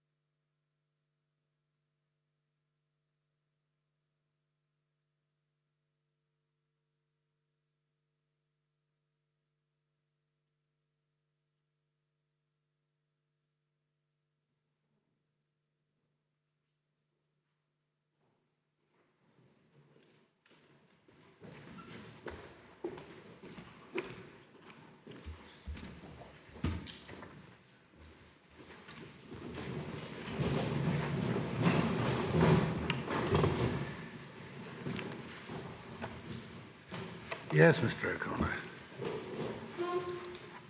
So, Deputy Chief Constable Mills is in the witness box, and you will recall that he's already sworn and already familiar. Yes, you're still on oath, Mr. Mills, of course. Thank you, sir.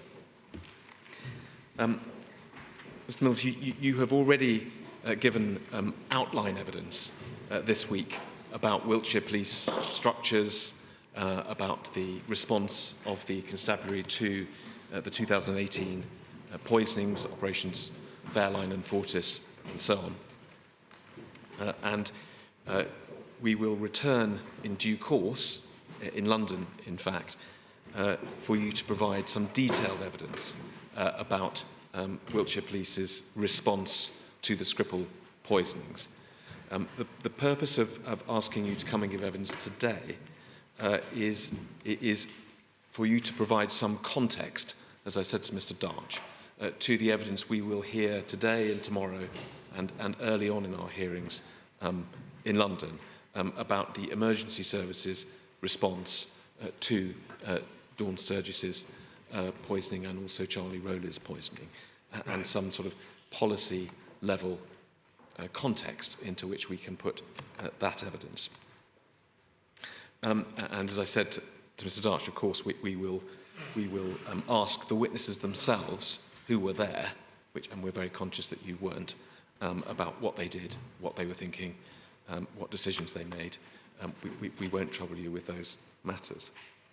But I'd like to start then, if I may, with the general issue of the training, guidance available, the preparedness, if you like, of Wiltshire Police to face a organophosphate poisoning after the Skripal poisoning. Which of the statements would you like me to have open, Mr. O'Connor? So I'm going to be referring, Mr. Mills, to his third statement, the sort of compendious, the summary statement of his earlier two statements. Is that 6117? Yes, it is. Thank you. In fact, Mr. Mills, I would like to start by taking you back to some questions you asked when you gave evidence earlier this week. And I hope that we are going to be able to bring the transcript up on screen.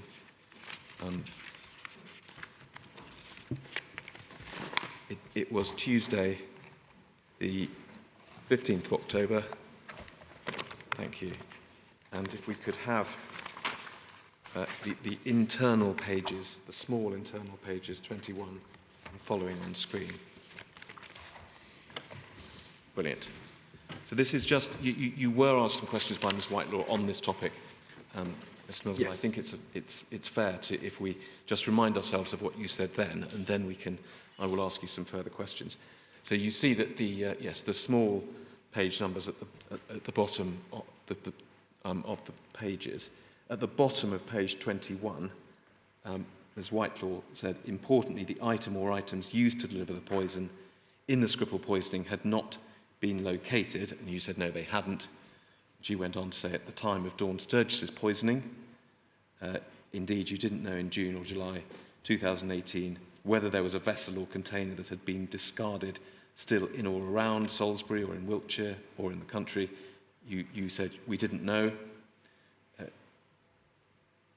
Whitelaw put it to you, whether you agreed that in those circumstances Wiltshire police officers ought to have been advised to be particularly alert to any signs of nerve agent poisoning from March 2018 onwards. Then we can read your answer. You gave some context. You referred to a CBRN document, and I'm going to show you in a minute a CBRN document, which I think was the one you were referring to. You said that document said that this was an isolated incident. You referred to the fact that the intelligence and that there wasn't believed to be a further risk. And then I'm just casting my eyes down. If we can go to the page 23, which is at the bottom of the page.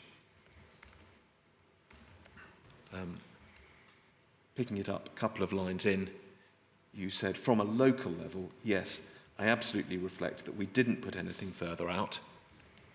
Clearly, police officers are trained in relation to generic responses, but I do believe in hindsight it would have been sensible just to have put some advice and guidance out, just confirming that which was already there. So that was the evidence you gave earlier this week. Thank you. We can take that down. Now, I said that I would bring up what I thought was probably the CBRN document you were referring to in the course of that answer. So could we have on screen, please, INQ 006069.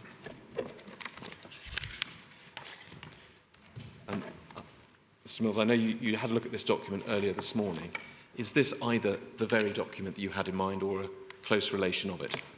I believe, sir, this is the source document, and what I have seen is a secondary document, which in essence is a PowerPoint presentation which covers the main points which are made in this document. And just to be clear, this was in. We know from other evidence that this document was circulated March, April, I think it was, 2018, certainly between the Skripal poisoning and the Amesbury incident.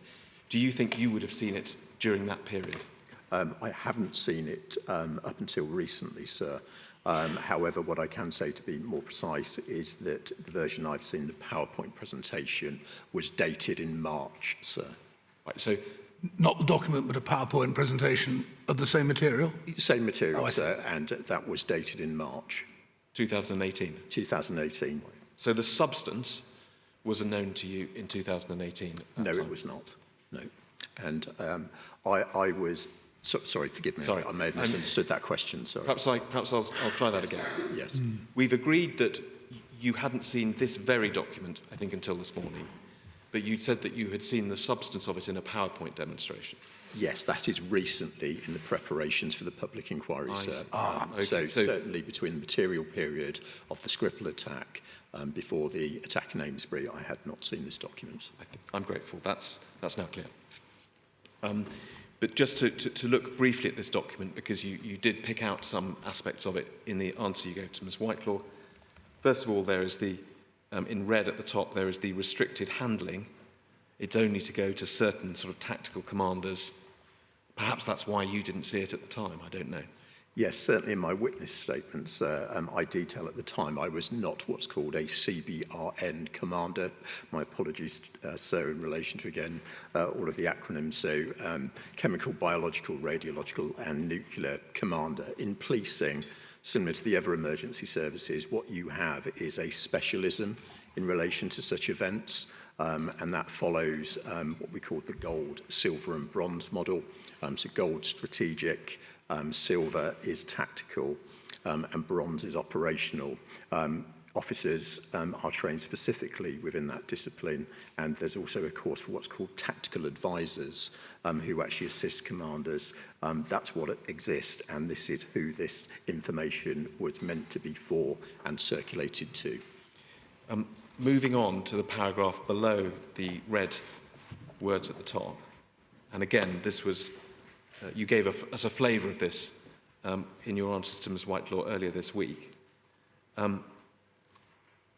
We see the assertion that whilst we are aware of no intelligence or information to suggest that this incident, that's the Skripal incident, is anything other than isolated to the identified victims, the National CBRN Centre has a duty to support, strengthen, assure UK capability and resilience to respond to CBRN events. So now you've made it clear now that you didn't see this document back in March 2018, but does that description of the existing intelligence match what you understood to be the case then or not? Yes, it was my understanding at that point in time that this was an isolated incident, that the Skripals, or indeed Mr. Skripal, had been targeted, and there was no more information intelligence that I was aware of, notwithstanding the need-to-know basis, which indicated there was a wider potential threat of a further attack. Thank you. And then just looking down the page a little more, if we may, do you see that there's a grid, a sort of ready reckoner of signs, symptoms of nerve agent poisoning?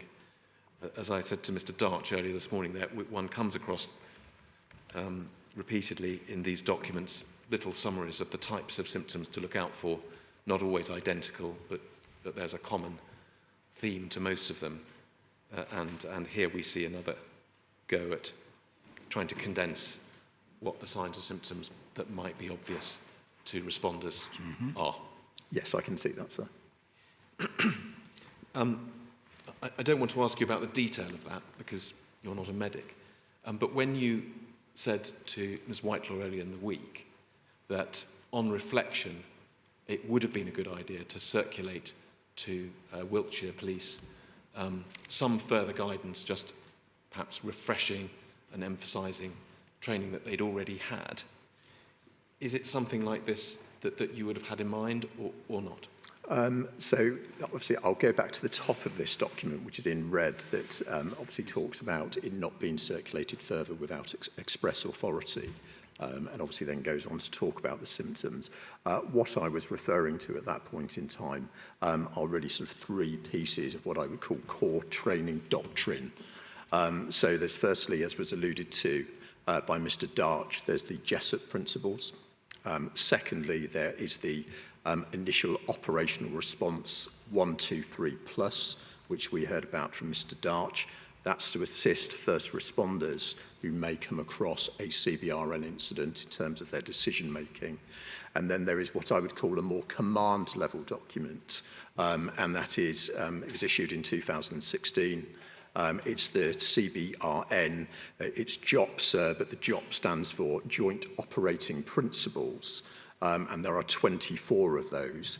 And again, they come together with the Jessup principles to help the emergency services work together if there is a potential CBRN incident to help guide the response. So is your evidence now, Mr Mills, we've understood that no guidance was sent to police officers between March and June 2018. Is your evidence now that looking back, you don't think it was a good idea to send out some guidance to police officers on what to look out for in terms of signs and symptoms of nerve agent poisoning? No, I'm not saying that, sir. I think there's firstly three fundamental core pieces of training doctrine which we should have reminded our officers and staff of. However, what I reflected on Tuesday was, in hindsight, it would have been helpful for us, notwithstanding, as we've heard this morning, this crossover with symptoms with opiate poisoning, to have put these out as well to help and assist decision makers if they were to come across such an incident in the future. So the first, you needed to and did emphasise the joint operational features, Jessup, JOP and so on. But you're being asked about advice to your frontline policemen, wherever they may be, about symptoms. You follow? Yeah, I think 2 points, if I may. Did you have this information about the likely symptoms? It was in the CBRN community. So as I explained, the gold, silver, bronze commanders who are specialists in this area and the tactical advisors, building on my evidence from Tuesday, in hindsight, I think we should have pushed back against the element which is in red there to provide some advice and guidance around signs and symptoms that may assist officers or staff who had to attend such a potential incident in the future, notwithstanding that the likelihood was considered low. I mean, tell us if you can't answer this question, Mr Mills, but there's nothing sensitive about the signs and symptoms of organophosphate poisoning, is there? No, there's not. Looking at those, sir, not at all. Thank you. We can take that down. Can I go now to your witness statement, please? And it's page 29 of that statement, if we may. Yes.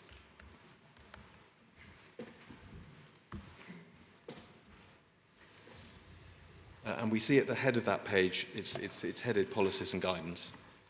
And at paragraph 124, you record that you've been asked to, if any internal policies or guidance were distributed within Wiltshire Police, advising on the symptoms of nerve agent poisoning, how to respond to them.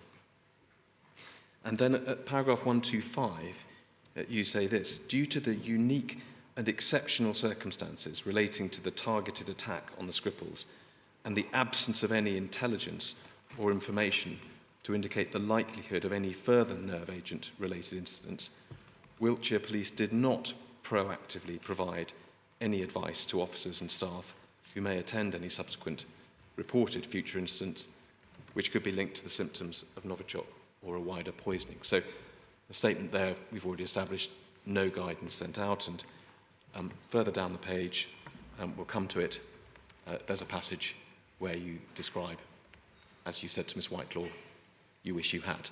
Yes. But just coming back to paragraph 125, if we may, I want to ask you about that word unique. Was the Wiltshire Police understanding after the Skripal poisoning that it was properly to be regarded as a unique incident, in the sense it had happened, it was very rare, and that nothing like that was going to happen again? So, if I may, sir, and sorry to depart from the statement, but I do think in my first statement at page 51, paragraph 182, it is worthwhile me just setting out again nationally what happened in policing further to the attack on the Skripals, because I think it goes to some of the elements you spoke Mr. Mills, about. do you mind if you just answer my question first, which you've used the word unique about the Skripal incident in that statement that we're just looking at. Was it the understanding and the approach of Wiltshire Police during this period that the Skripal poisoning was a one-off, not to be repeated event, or not? So it was my understanding at that point in time this was targeted against the Skripals. And again, the information that I was talking about was circulated to policing, which says it should be made clear there is no information to indicate any further threat from the agent at this time. This was circulated by Deputy Assistant Lucy Dorsey to all 43 police forces in England and Wales. Clearly, further to what we've been discussing in the last number of days, what that doesn't talk about is the potential for a discarded item in terms of the administration of the poison to be picked up. Yes, and you make a similar point just further on in that same paragraph. You talk about an absence of intelligence or information to indicate the likelihood of any further nerve agent-related incidents. I'm going to come to ask you about the discarded container in due course. But we've also heard, Mr. Mills, that at this time, March, April, there was a great activity in Salisbury working on what you describe as consequence management, looking for scenes that were contaminated, decontamination when those scenes were discovered. Doesn't it follow from all of that, leaving aside any intelligence about future targeted attacks, but surely it follows from all of the activity that was going on in relation to suspected and actual contaminated scenes? I mean, there must have been a possibility of another incident, mustn't there? Clearly there was, and hence the tragic death of Miss Sturgess. In relation to my role, and I can only talk about my role, firstly as the corporate witness of Wiltshire Police, and then secondly as the Strategic Coordination Group Chair, we didn't have specific information to indicate there was likelihood of another attack, and I think attack is an important word at that point in time. And then in relation to my role in the partnership setting as the multi-agency chair, again, clearly there is a degree of foreseeability as we look back at this now, but that was not something that we were actively discussing within the Strategic Coordination Group. And the final element of that, I would say, sir, is around that role of working with different colleagues. So very early on, we established that working with public health colleagues, they would inform us of the risk and the appropriate communications to put out relative to that risk which was assessed. And forgive me, but final point on this would be, I'd take us back to what I said on Tuesday around that local meets national structures. So at a local level, I have the scientific advisory cell assisting me, but they were receiving help and assistance from what was called SAGE, sir, which you'll remember is a scientific advisory group in an emergency. And really, you've got two elements going on there in consideration of the here and now risk, but also potential future risk. Can I move to a related subject? And we need to go back to the witness statement, please. We were just looking at paragraph 125. And if we could go on to the next paragraph, paragraph 126. In the first sentence there, you refer to Jessup principles, hazmat, and so on. And then, picking it up in the second sentence, 3 lines down, you say, in relation to identifying specific Novichok symptoms, as detailed in the expert medical reports to the inquiry, there are a number of similarities and crossovers between the medical signs and symptoms of a Novichok poisoning versus that of an opioid drugs poisoning. And so we're back in territory that we've heard about already this morning. But can I ask you this? Was that something that you were aware of in March, April 2018? It's difficult, sir, with the passage of time. These are 6 years' worth of incidences. What I was aware of, as I put within my statement, that the only place at that point in time that it could be identified that someone had been subject of a nerve agent attack was in a hospital setting. This is conclusively further to drugs work which had been undertaken. So I was That's where you can make the diagnosis in Yes. a particular case. The question is whether you were, at that time, March, April, aware of what I'm loosely going to call the crossover point. By definition, sir, that incident number 1 was initially assessed as a fentanyl incident in relation to the Skripals, and then subsequently over the course of that 4-day period then went from that initial hypothesis to Novichok. I was aware at that level that it was quite difficult to identify in the early stages of this what somebody had actually been infected with. I see. So just to be clear, no one is or could possibly expect even paramedics, and certainly not police officers as first responders, accurately to diagnose these things. The learning, as you say, from the Skripal incident is that to be aware of the risk that something that looks like it might be an opiate poisoning could be something else. Yeah, 100%, sir. And is that something that, well, I think, just let me ask you this, is that something, that learning, something that was disseminated to Wiltshire police officers in March, April, May 2018? I return to my previous points. No, it wasn't, sir. And do you think it ought to have been? And again, I return to my previous responses on this. In hindsight, I think we should have put some advice and guidance out to staff, reaffirming their training, as I've spoken about, in relation to IOR, specifically steps 1, 2, 3, because that is the doctrine that's in place.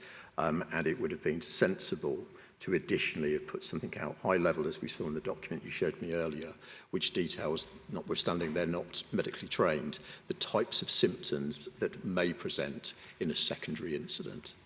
Well, yes, but there's something else, isn't there? There's the symptoms of organophosphate poisoning, such as that grid we saw a moment ago. That is existing training, if you like, certainly for paramedics. But there's this specific learning point which emerged from the Skripal case very clearly, that there is a risk of crossover. Now, that's not something we find in the CBRN document. My question to you is whether that is an additional thing that ought to have been, with hindsight, disseminated to Wiltshire officers. I'm cautious in relation to that, sir, I have to say, and I go back to the doctrine which is in place and the IOR doctrine, because what it doesn't do, and specifically now as a CBRN commander, I'm aware of this, is start talking about symptoms. When you read it, what it starts talking about is the number of people actually presenting, and it's unclear why they potentially have become unwell. And I think that's helpful for frontline responders, because what it's asking them to do is to work through the steps to consider how many people are presenting and whether or not it's unexplained, and then gives them advice around how they should actually proceed going forward. I think for the police service that is appropriate. When you start getting much further than that, you're going outside of what actually policing is there to actually do. Well, we will come a little bit later in my questioning to what actually happened with Charlie Rowley and the actions of the police there, and we may come back to the question then of whether they would have benefited from being told about the risks of confusing opiate poisoning with nerve agent poisoning. But we'll come back to that, Mr. Mills.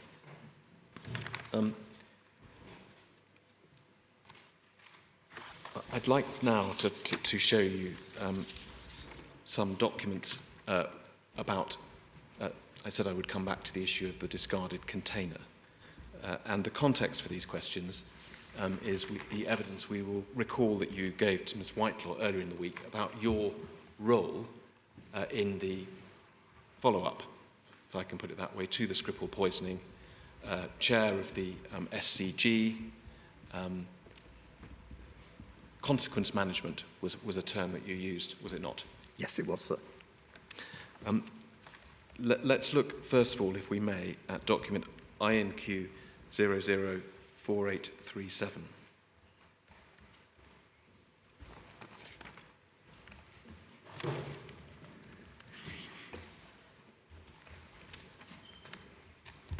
Now, we'll see here, this is the minutes of SAGE on the 9th of March, so the Friday after the poisoning on the Sunday. Yes. Now, just to be clear, you weren't, on this occasion or ever, I think, someone who attended SAGE. I never attended SAGE. In this period that we're talking about, did you receive SAGE minutes? No, I did not. When you were giving evidence to Ms Whitelaw in the week, you talked about your own scientific advisory group, which I think had the acronym STAC. That's correct. In general terms, can you remind us of what the relationship, first of all, what STAC was and what its relationship to SAGE was?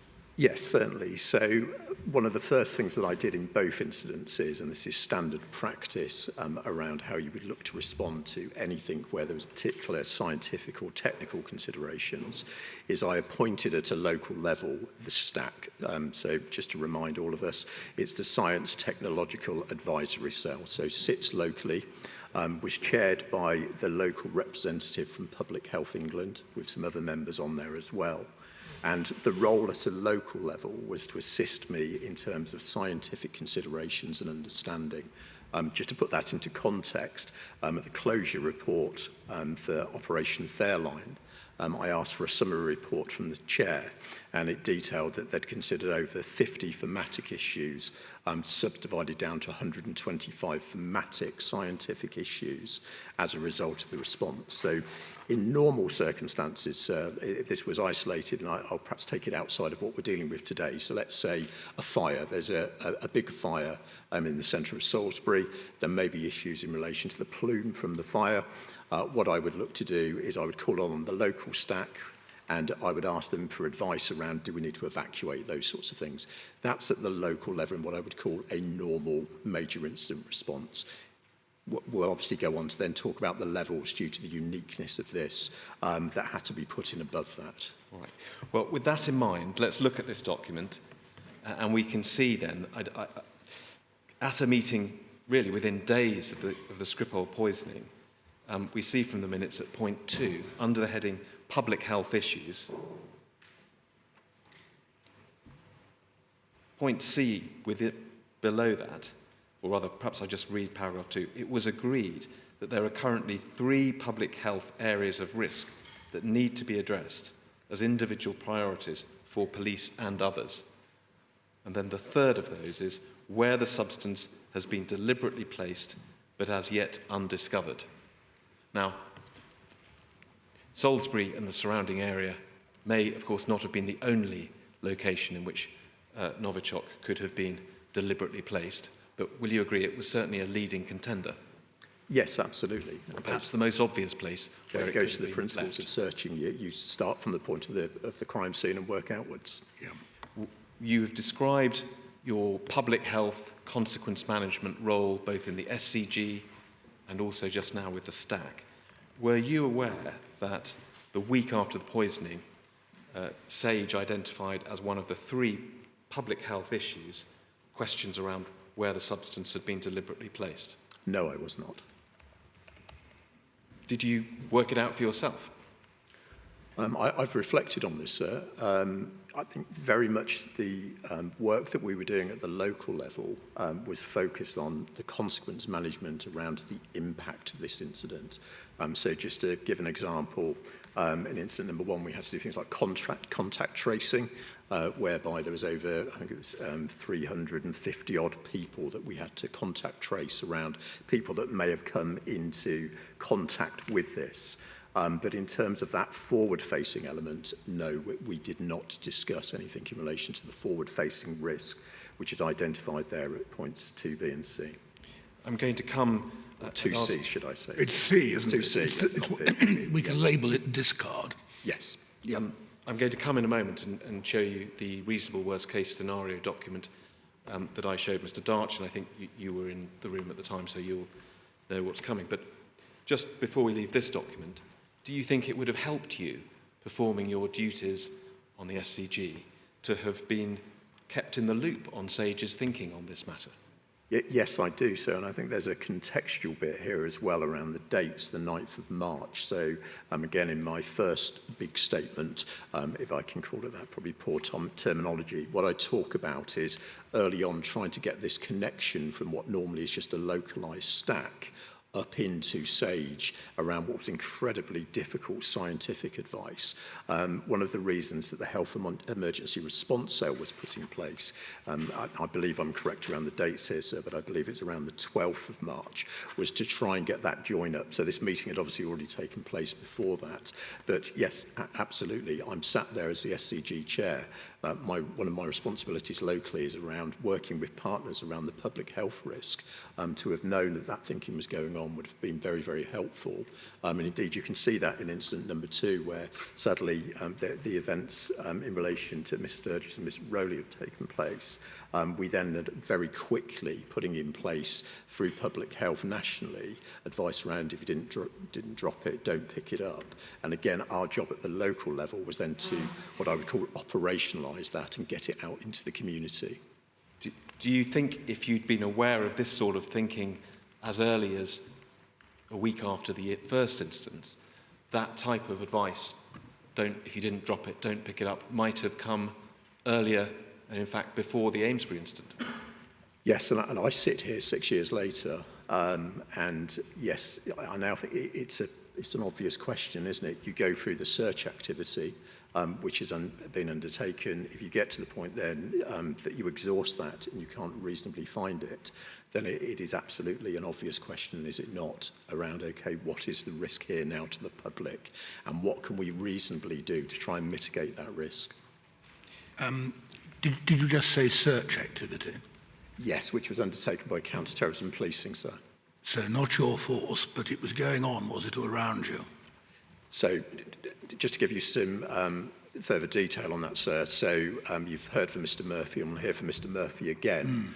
So he was leading an investigation, a criminal investigation. Within that, he would have had, talking on his behalf, a search strategy. And Wiltshire Police's job, and you can see it from my strategic objectives, is to assist him in terms of the delivery of that. So what did that look like in practice? I believe we did give him what's called a, acronyms, PULSAR, which is a police search advisor to assist him and his team. And we would have also, we have trained people that can do searching. We would have assisted in terms of providing some resource to assist him around what that strategy was and how we delivered that. Well, if there's a search going on, what are you searching for?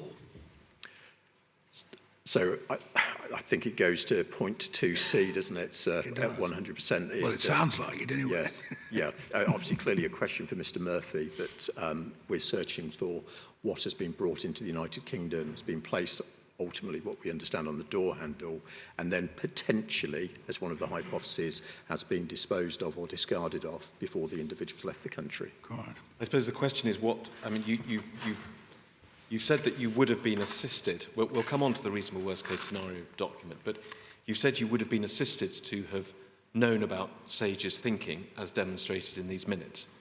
But what would it actually have added to your knowledge or understanding of the situation, given that you knew there were searches going on? I think it's quite a difficult one to answer, but my responsibility working with all of the different partners is to think through the risk. The reason that I asked for a summary closure report at the end of Operation Fairline from the STAC chair was they had as I've touched on, these 125 sort of different thematic issues that they're dealt with, or sub-thematic issues. What I wanted to assure myself of at that point in time, that we hadn't left any of those, we hadn't completed the loop on any of them. So absolutely, if I'd have been aware of that, and that would have featured locally, that would have been a question to ask ourselves quite early on. What are we doing to actually mitigate this risk? Well, let's move to look at this other document, which we've already seen once this morning. So, if we may, it's IMQ 004704. You were watching as we looked at it, Ms Mills, so we can take it fairly briefly. But if we go to the second page, we'll remind ourselves that this was described as a reasonable worst-case scenario. Are you familiar with that, with the term reasonable worst-case scenario? High level, sir. Yeah, not in the context of the response to this incident. Have you seen before a situation in which someone comes up with a hypothetical set of events which are to be used as a basis for planning for an incident in the future? Not in my training, sir, but I'm aware of the concept. You're aware of the concept, you've seen this document, and we looked this morning with Mr Darch towards the bottom of this page, and against number 2, the accidental discovery of a discarded source material by humans, and the details of the scenario then, quite alarming. 6 members of the public exposed, up to 4 emergency services personnel also exposed, 1 fatality, 9 other casualties, and so on. Obviously, it's just a scenario, but that is what these analysts came up with. And then if we go to the next page, we see the grid. And at the top, underneath where it says, it says consequence management, and then again, the following consequence management issues are identified for the health sector for both scenarios, which includes accidental discovery of a discarded container by a human. Now, first of all, the same question again, or 2 questions. Did you see this document at the time? I've never seen this document up until the last 24 hours. And do you think that in performing your duties in the SCG and more generally in consequence management in Wiltshire after the Skripal poisoning, it would have been helpful to have seen this document? Yes, I believe that it would, because again, it comes back to risk assessment, doesn't it? What is the risk which is presented, both in terms of the initial response, but also potential forward-facing risk? It's fair to say that this document focuses itself on health provision and health support, so not a police piece of analysis. But is it right that your SCG group covered health considerations? Yes, it is, yes. At a local level. And just looking at the top line or set of lines on this table against first response, and we looked with Mr Darch at the action required bullet points on the right-hand side. Learning from the 4th of March should be rapidly disseminated to ensure effective and safe first response. Your police force would be likely to be a frontline responder in any second event just as much as the ambulance service, would it not? Yes, agreed. And I ask, had you seen this document, would it have perhaps given you thought about providing some further guidance of the type we were discussing 10 minutes ago to your officers, drawing on the learning from the Skripal incident? Sorry, sir, I interrupted you. I think what we see here is a read across. So we see a read across to the national CBRN advice, which came out that we looked at, one of the first documents this morning in my session, which talks about reinforcing the IOR, which is the steps 1, 2, 3 plus, and remove, which again is protocols that come from the CBRN world. So that did take place limited to the CBRN community, but again, returning to the point that I've spoken about, yes, in relation to Wiltshire Police as an entity, thinking about what more could we have done to actually inform our first responders, then absolutely I reiterate that in hindsight it would have been sensible for us to provide it in addition to IOR and remove some advice around signs, symptoms. I mean, just generally, before I move on, Mr. Mills, perhaps we could go back to the first page of this document.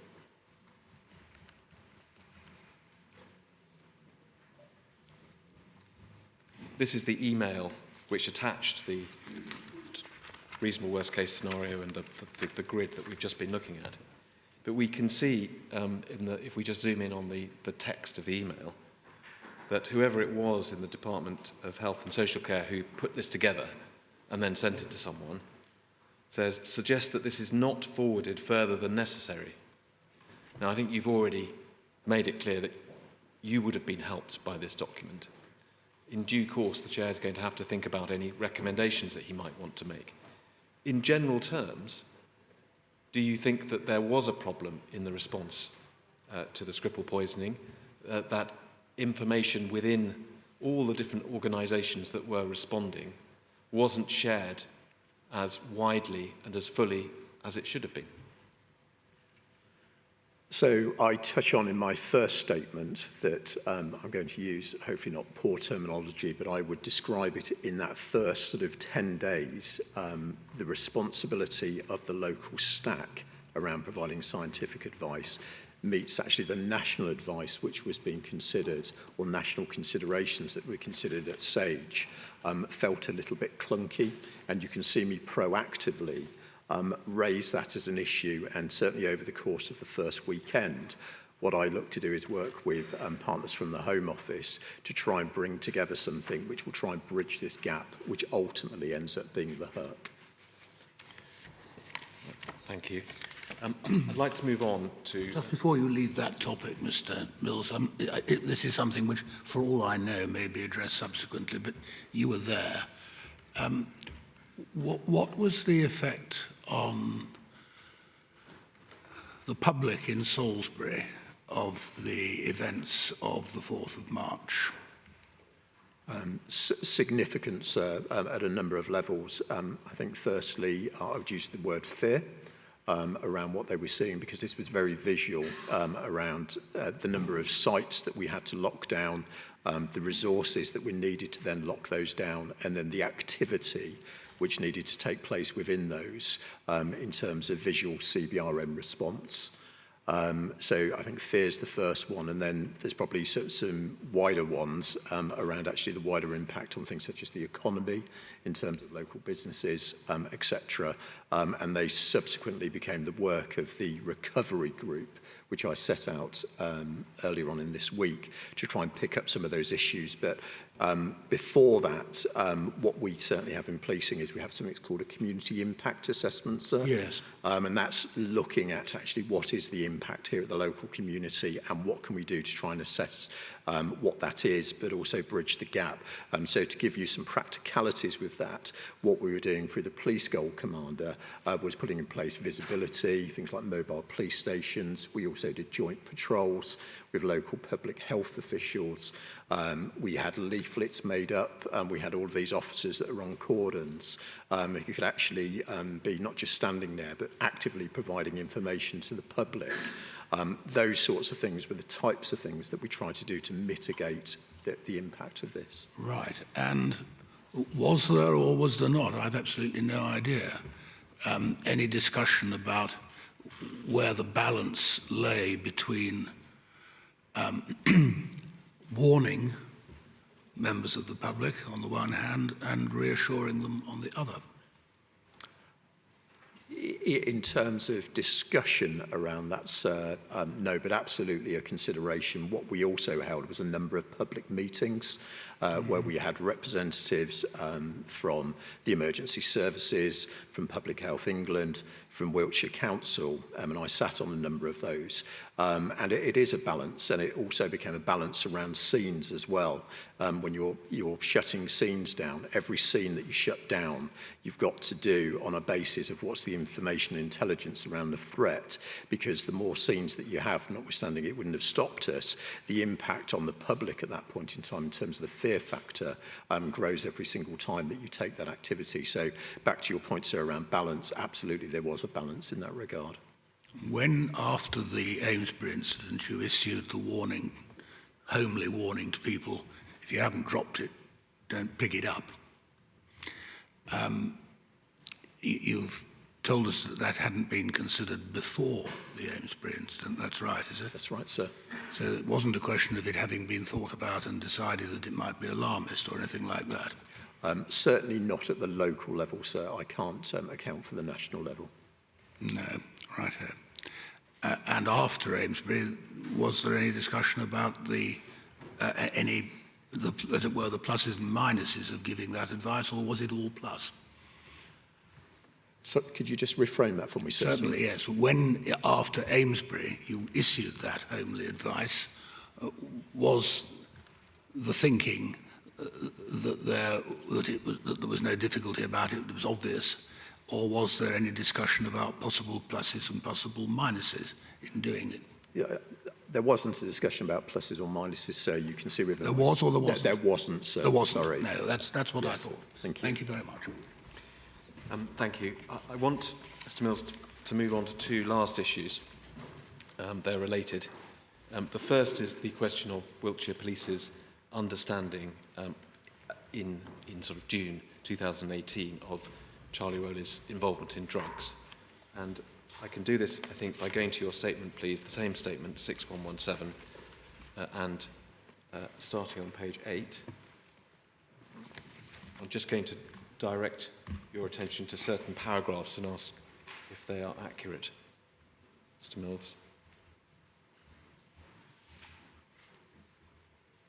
Before we do this, we will recall your clear statement in evidence Ms Whitelaw that we are talking about Charlie Rowley. As far as Dawn Sturgess was concerned, you indicated that the suggestion at the time that she was a known drugs user was inaccurate and shouldn't have been made. That is correct, sir.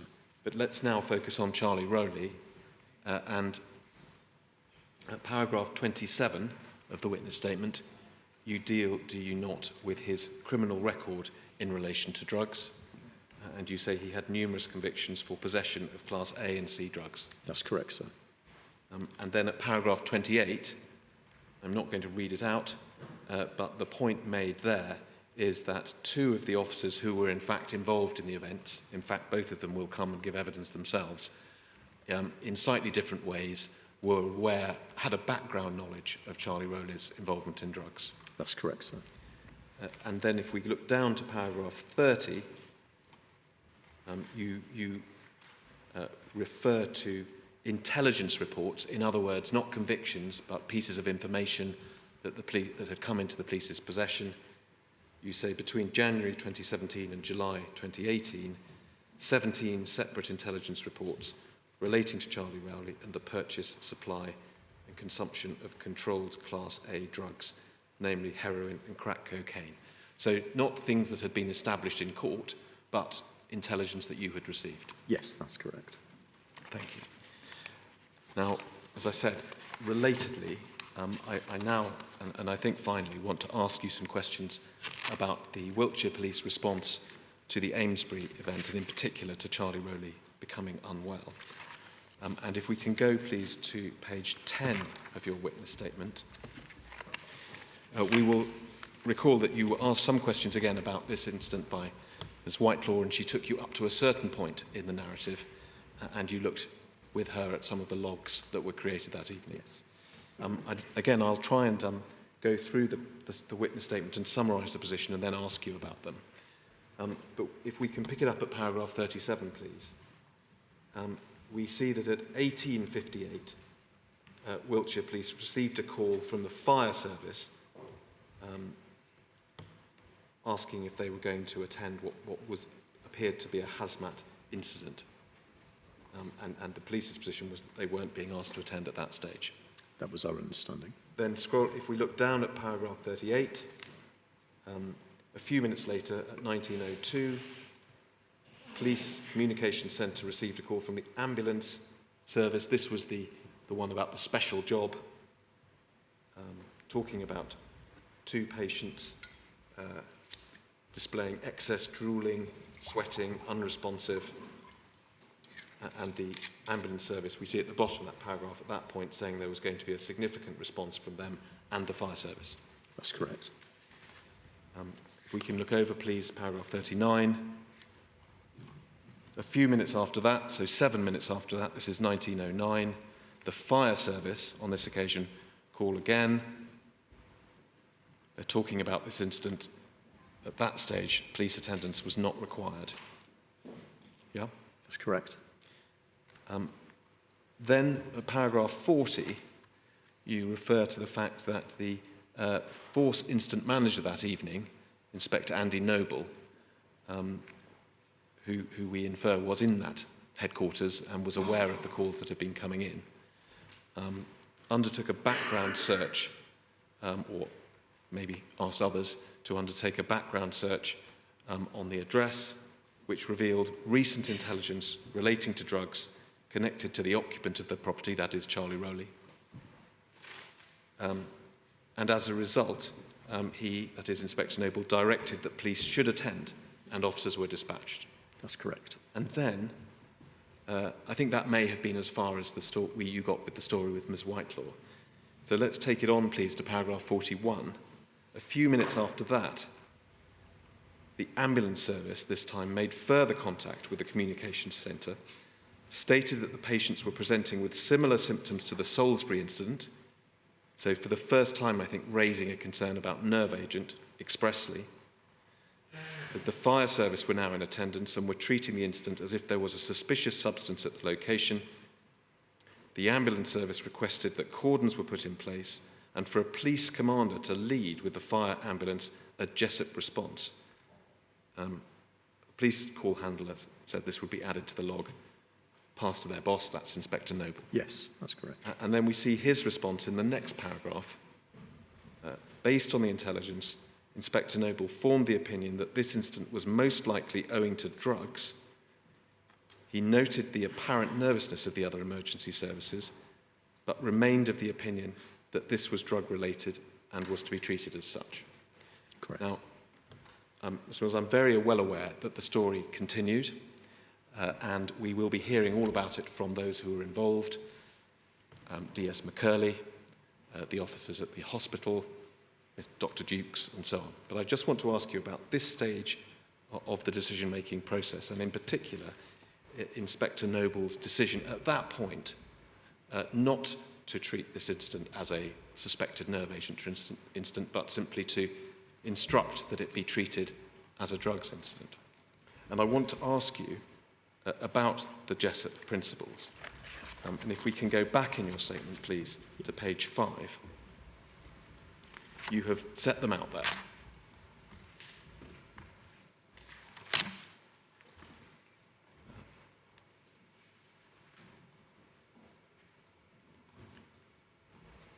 And what I want to suggest to you is that that decision, which we have just seen by Inspector Noble, really didn't comply with any of the Jessup principles. Because what Jessup requires is, first of all, co-location. Inspector Noble took his decision from his headquarters, communication, coordination, a joint understanding of the risk, and shared situational awareness. And what I suggest is that really Inspector Noble simply seems to have countermanded the concerns of the ambulance service and the fire brigade without doing any of those things. He simply formed a view, having read some intelligence reports, and didn't engage or discuss or really make any attempt jointly to understand the situation with the other services involved. Is that fair or not? So there are elements within the log, the police log on this, which refers to the summary that we're talking about. So he talks about the use of IOR 123 and safety advice to first responders. He talks about considering a site survey, and then after that potentially looking at fire undertaking a site survey, and then CBRN tactical advice. I'm in agreement with you around the application of the Jessup principles. Really, for me, that's the first part of what kicked in there with Inspector Noble. Was it was right for him to have a hypothesis. Sorry, say that again. Say that again, that last bit. It was right for him to have a hypothesis based upon the intelligence which he'd read, sir. Yes. And at that point in time, we have resources that are going to the scene that have further information over and above what we've spoken about to date in the chronology. So if I deal with the respective elements of it, so and I do deal with this in my supplementary statement, so the co-location bit for me, that would be at the scene. It's often called what's referred to as a blue light huddle. And I know we're not going much further than Inspector Noble here, but what you would have expected at the scene was this blue light huddle to come together. And that would have been the fire commander on the scene.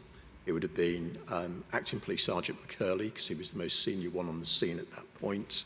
And it would have been the ambulance commander. And they would have co-located together. So moving on from that, they would have communicated. Just pausing there, Yes. if I may. So what your expectation would have been that when Sergeant McCurley arrived at the scene, he would have sought out the ambulance and fire brigade commanders, discussed with them, tried to understand their concerns, and attempted to reach a joint decision of the risk. Yes, and I'm just briefly going to refer to there, which what I'd call a triangle of considerations in relation to Jessup. So the first one is, as absolutely set out as 16, those are the main principles of Jessup. The second, what they call core component, is something called methane, which I would say that's a descriptive. I can say what it is if you wish to. If I perhaps describe it as, it's a descriptor early on around shared situational awareness around whether it's a major incident, if so, what type of incident it is, number of casualties, types of emergency services that are required. But really, really critical to this, and I think this is critical throughout everything that you will consider from this point onwards, is the joint decision-making model. And that has 5 elements, which I'll briefly run through. And it comes back to this co-location communication element, that you consider what's the information and intelligence that we have available. So that would have been from the initial incident in relation to Miss Sturgess.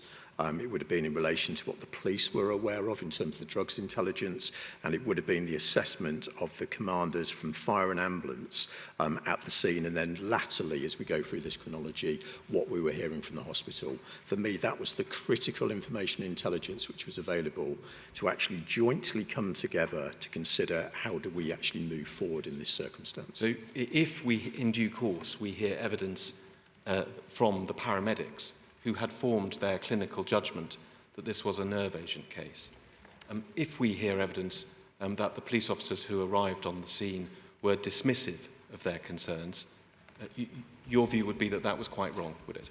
So what I refer to in my statement, I think I used the term that the police officers were overly confident. I don't believe it was wrong for them to have a hypothesis based upon the recent intelligence that they were aware of through the single lens of the police service in Wiltshire, that this potentially could have been a drugs-related incident.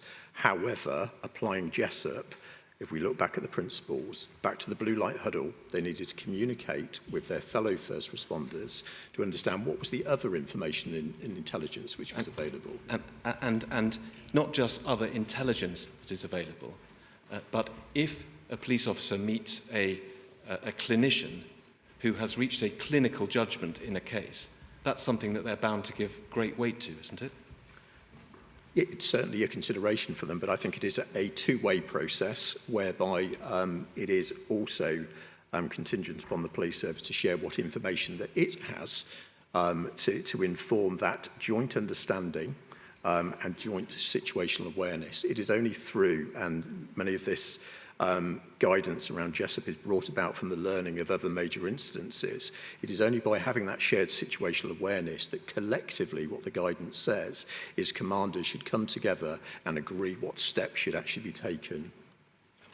I'm going to just make one last I'm going to ask you one last question, because we will hear from the officers who were there and the paramedics about how the situation developed and whether there was that joint discussion or not. But what we know now, with hindsight, is that the paramedics were right, yes, and that this was a nerve agent incident, and that in fact the police officers who, as we may hear, insisted that it be dealt with as a drugs incident were wrong. We know that, don't we? Yes, we do. Yes. And we also know that as a result of that state of affairs, police officers from your force, Wiltshire police officers, were instructed to, and did, go into that flat and undertake a search of it.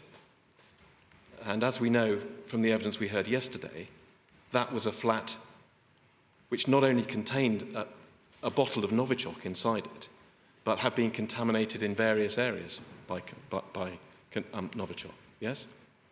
Absolutely, sir. And so, in fact, what took place was something just as dangerous, if not more dangerous, than the search of Christie Miller Road 4 months earlier, except that on that occasion, that recent occasion, the police officers had actually been warned that it was a nerve agent scene, but went ahead anyway.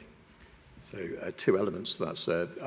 At the centre of the joint decision-making model is the principle of working together to save lives and reduce harm. That is absolutely why, in terms of that scene element, that co-location, the blue light huddle, was really important that took place, because we also have to overlay the initial operational response. So that talks about 1, 2, 3 that I spoke about, and number 2. So what do we have at this point in time? We have 2 casualties, 1 in the morning, 1 in the evening. What the IOR actually says is, based upon that, is to proceed with normal protocols, but with caution. And again, this comes back to the centre of this around the communication element. It is only by the respective commanders having that conversation and communicating that we agree collectively how we should proceed and actually move forward. That's what should happen. That's what my statement refers to. Yes. Thank you very much, Mr. Mills. Thank you, sir. Mr. Mansfield.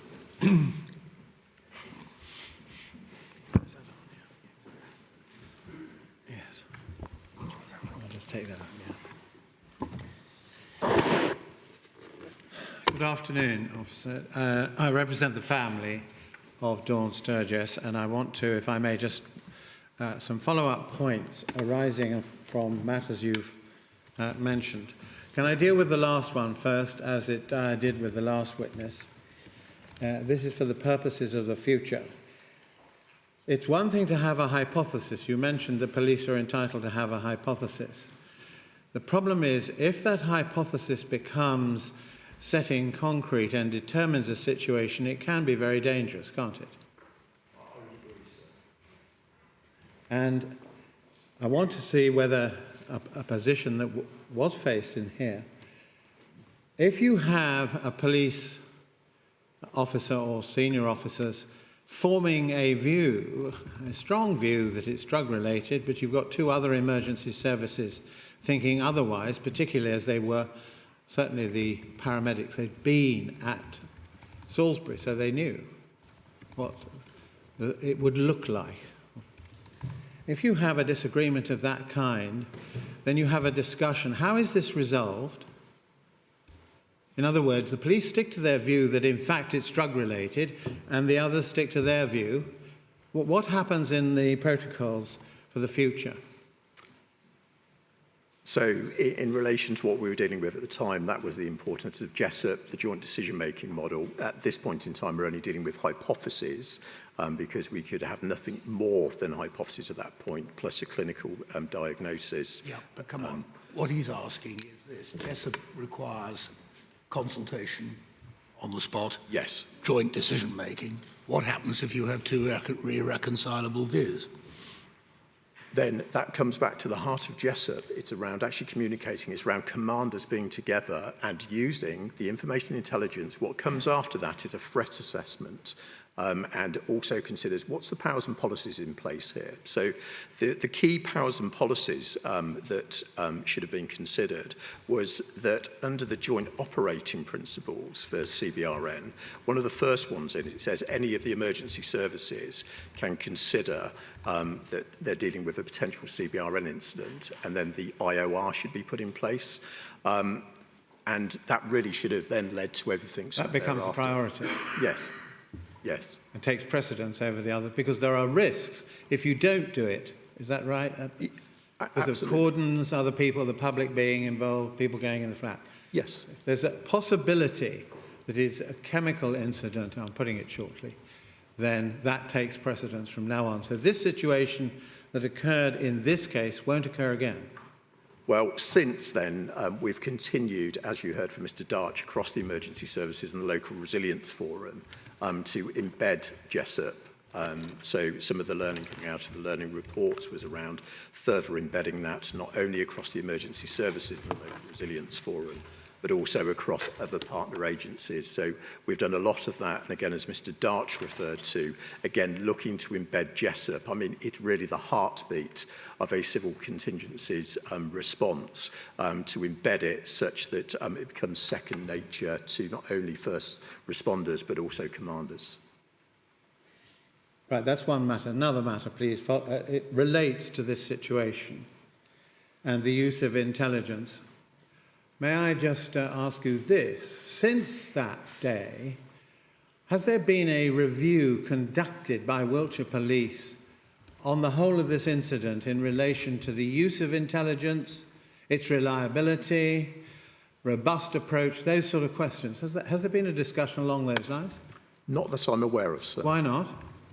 Because in relation to intelligence and information in the police service, it basically has a grading structure which is set nationally. So let's say you get a piece of information or intelligence in, it's given that grading, and then really the mechanisms exist in relation to the JDM. Number one is information intelligence. It's to consider what potential information intelligence you have set against what other information intelligence is available. So we haven't undertaken a review. I don't believe there's a requirement to undertake such a review. Yes, the question really is whether you've reviewed it in the light of the fact that intelligence can be, and was in this case, as far as Dawn's concerned, you've apologised for it, wrong. Yeah, the intelligence wasn't wrong. The assessment that it led to was wrong for that first period of time in terms of the response. There was no intelligence about Dawn, Sturgess. He's always said that, Mr. Mansfield. There's no question of there being bad intelligence about Dawn. There was intelligence about the house and about Rowley's friends and relations, and a deduction was made to apply it to Dawn. And the question really is, has a review been made that is a risky approach to a situation where the officers concerned are not medics? No, there hasn't, sir.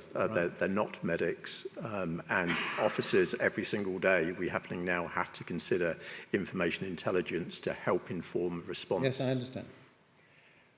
The position now, and I'm going to ask this as a general question, are Wiltshire police officers being trained and informed about the presentation and treatment of Novichok cases?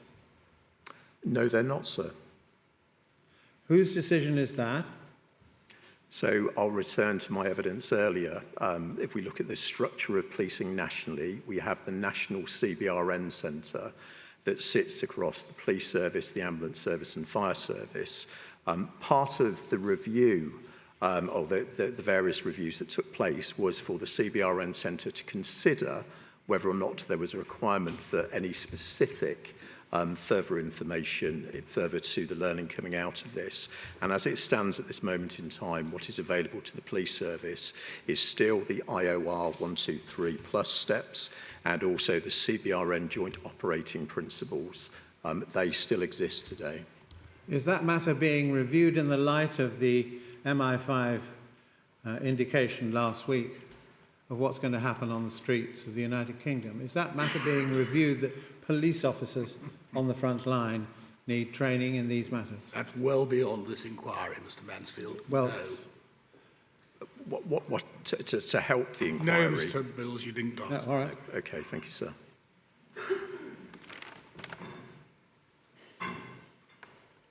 So does it follow from your answer that you yourself have not been trained or informed about the presentation and treatment of Novichok cases? But through my lived experience, I'm aware of what that looks like, but in relation to specifically, have I had anything that has come centrally from the National CBRN Centre as not only as a police commander, but also a CBRN Gold commander? No, I have not. Right. Now, a different topic, but it relates further back, as it were, within the narrative here. I want to deal with, you dealt with in some detail, I'm not going over it, the question of discarded Novichok. The simple question is this: during this time, just after, if you can put yourself back into Salisbury, just after the Skripal attack, did it occur to you personally as a senior police officer that there might be more Novichok left over or discarded, or however you describe it? In relation to my role in the SCG and my work with the stack, no, it didn't. And yes, was it always there in terms of a potential risk at the back of my mind where you go through the search activity? Yes, but and you don't find it, then clearly it is a risk. You've got, I guess, two hypotheses again. They've either taken it with them or they've discarded it locally or somewhere else in the United Kingdom. you see, this is not the same question as being advised, being told, being kept in the loop, getting lots of paperwork. This is you as a straightforward police officer, if you don't mind me putting it that way. Were you not aware that it would be possible for, therefore, a member of the public to be seriously damaged by this? Clearly, as I look back in hindsight now, hence why we're sat here today, yes, I have to concede that in relation to the model that I was operating in terms of the advice I was getting from the stack and from Public Health England and above, that was not articulated in terms of a risk in the Yes, mitigation. looking back now, again, with a view to the future, does that surprise you that you didn't and no one else seemed to have broached it with you either? Looking back now, sir, yes, yes. So there's one document that I have notified of all the documents, but this is one that's just come up this morning. So it's inquiry 004745, I think it is. 4745. Yeah. You may have to wait a moment for it to be found. Oh, no, there we are. Oh, sorry, they've been notified. You did it by email. I wrote them out. Don't worry, that's fine. Not this one. We've got it. That's all that matters. Yes. Now, I just want to, ask you about this document. Would you like a second just to look at it? Yeah, I've certainly taken in the front of it, sir.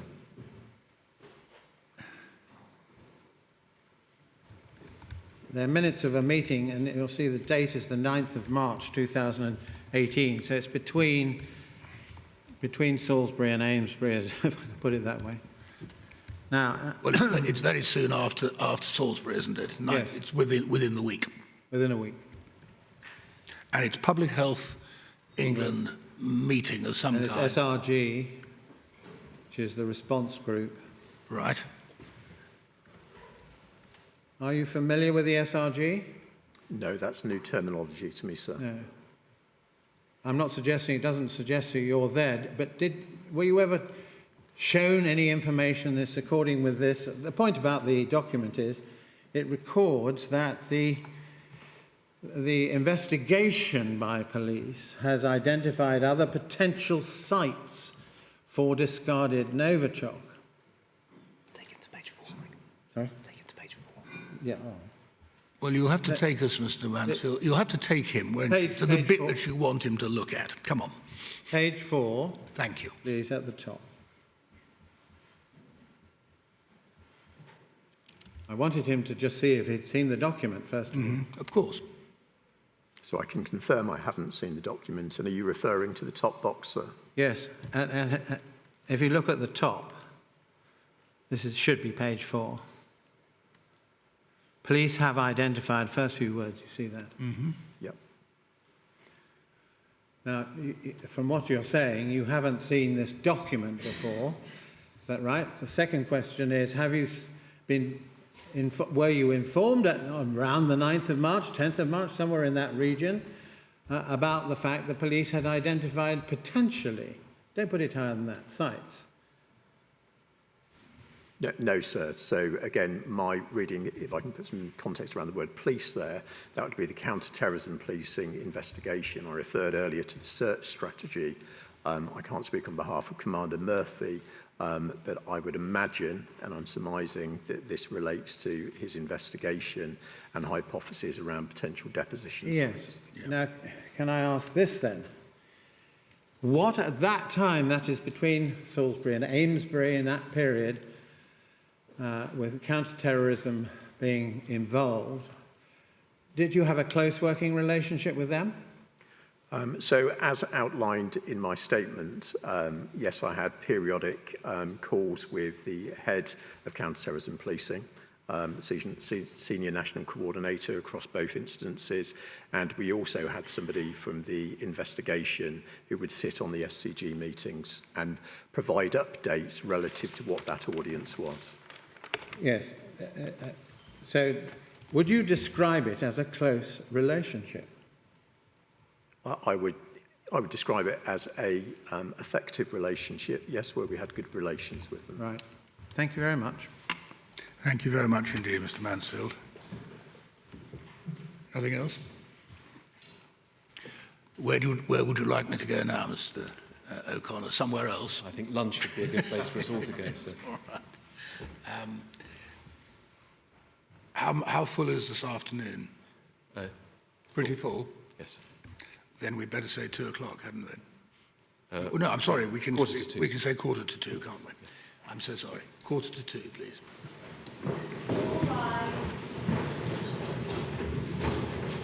Finished at 1:45, but that's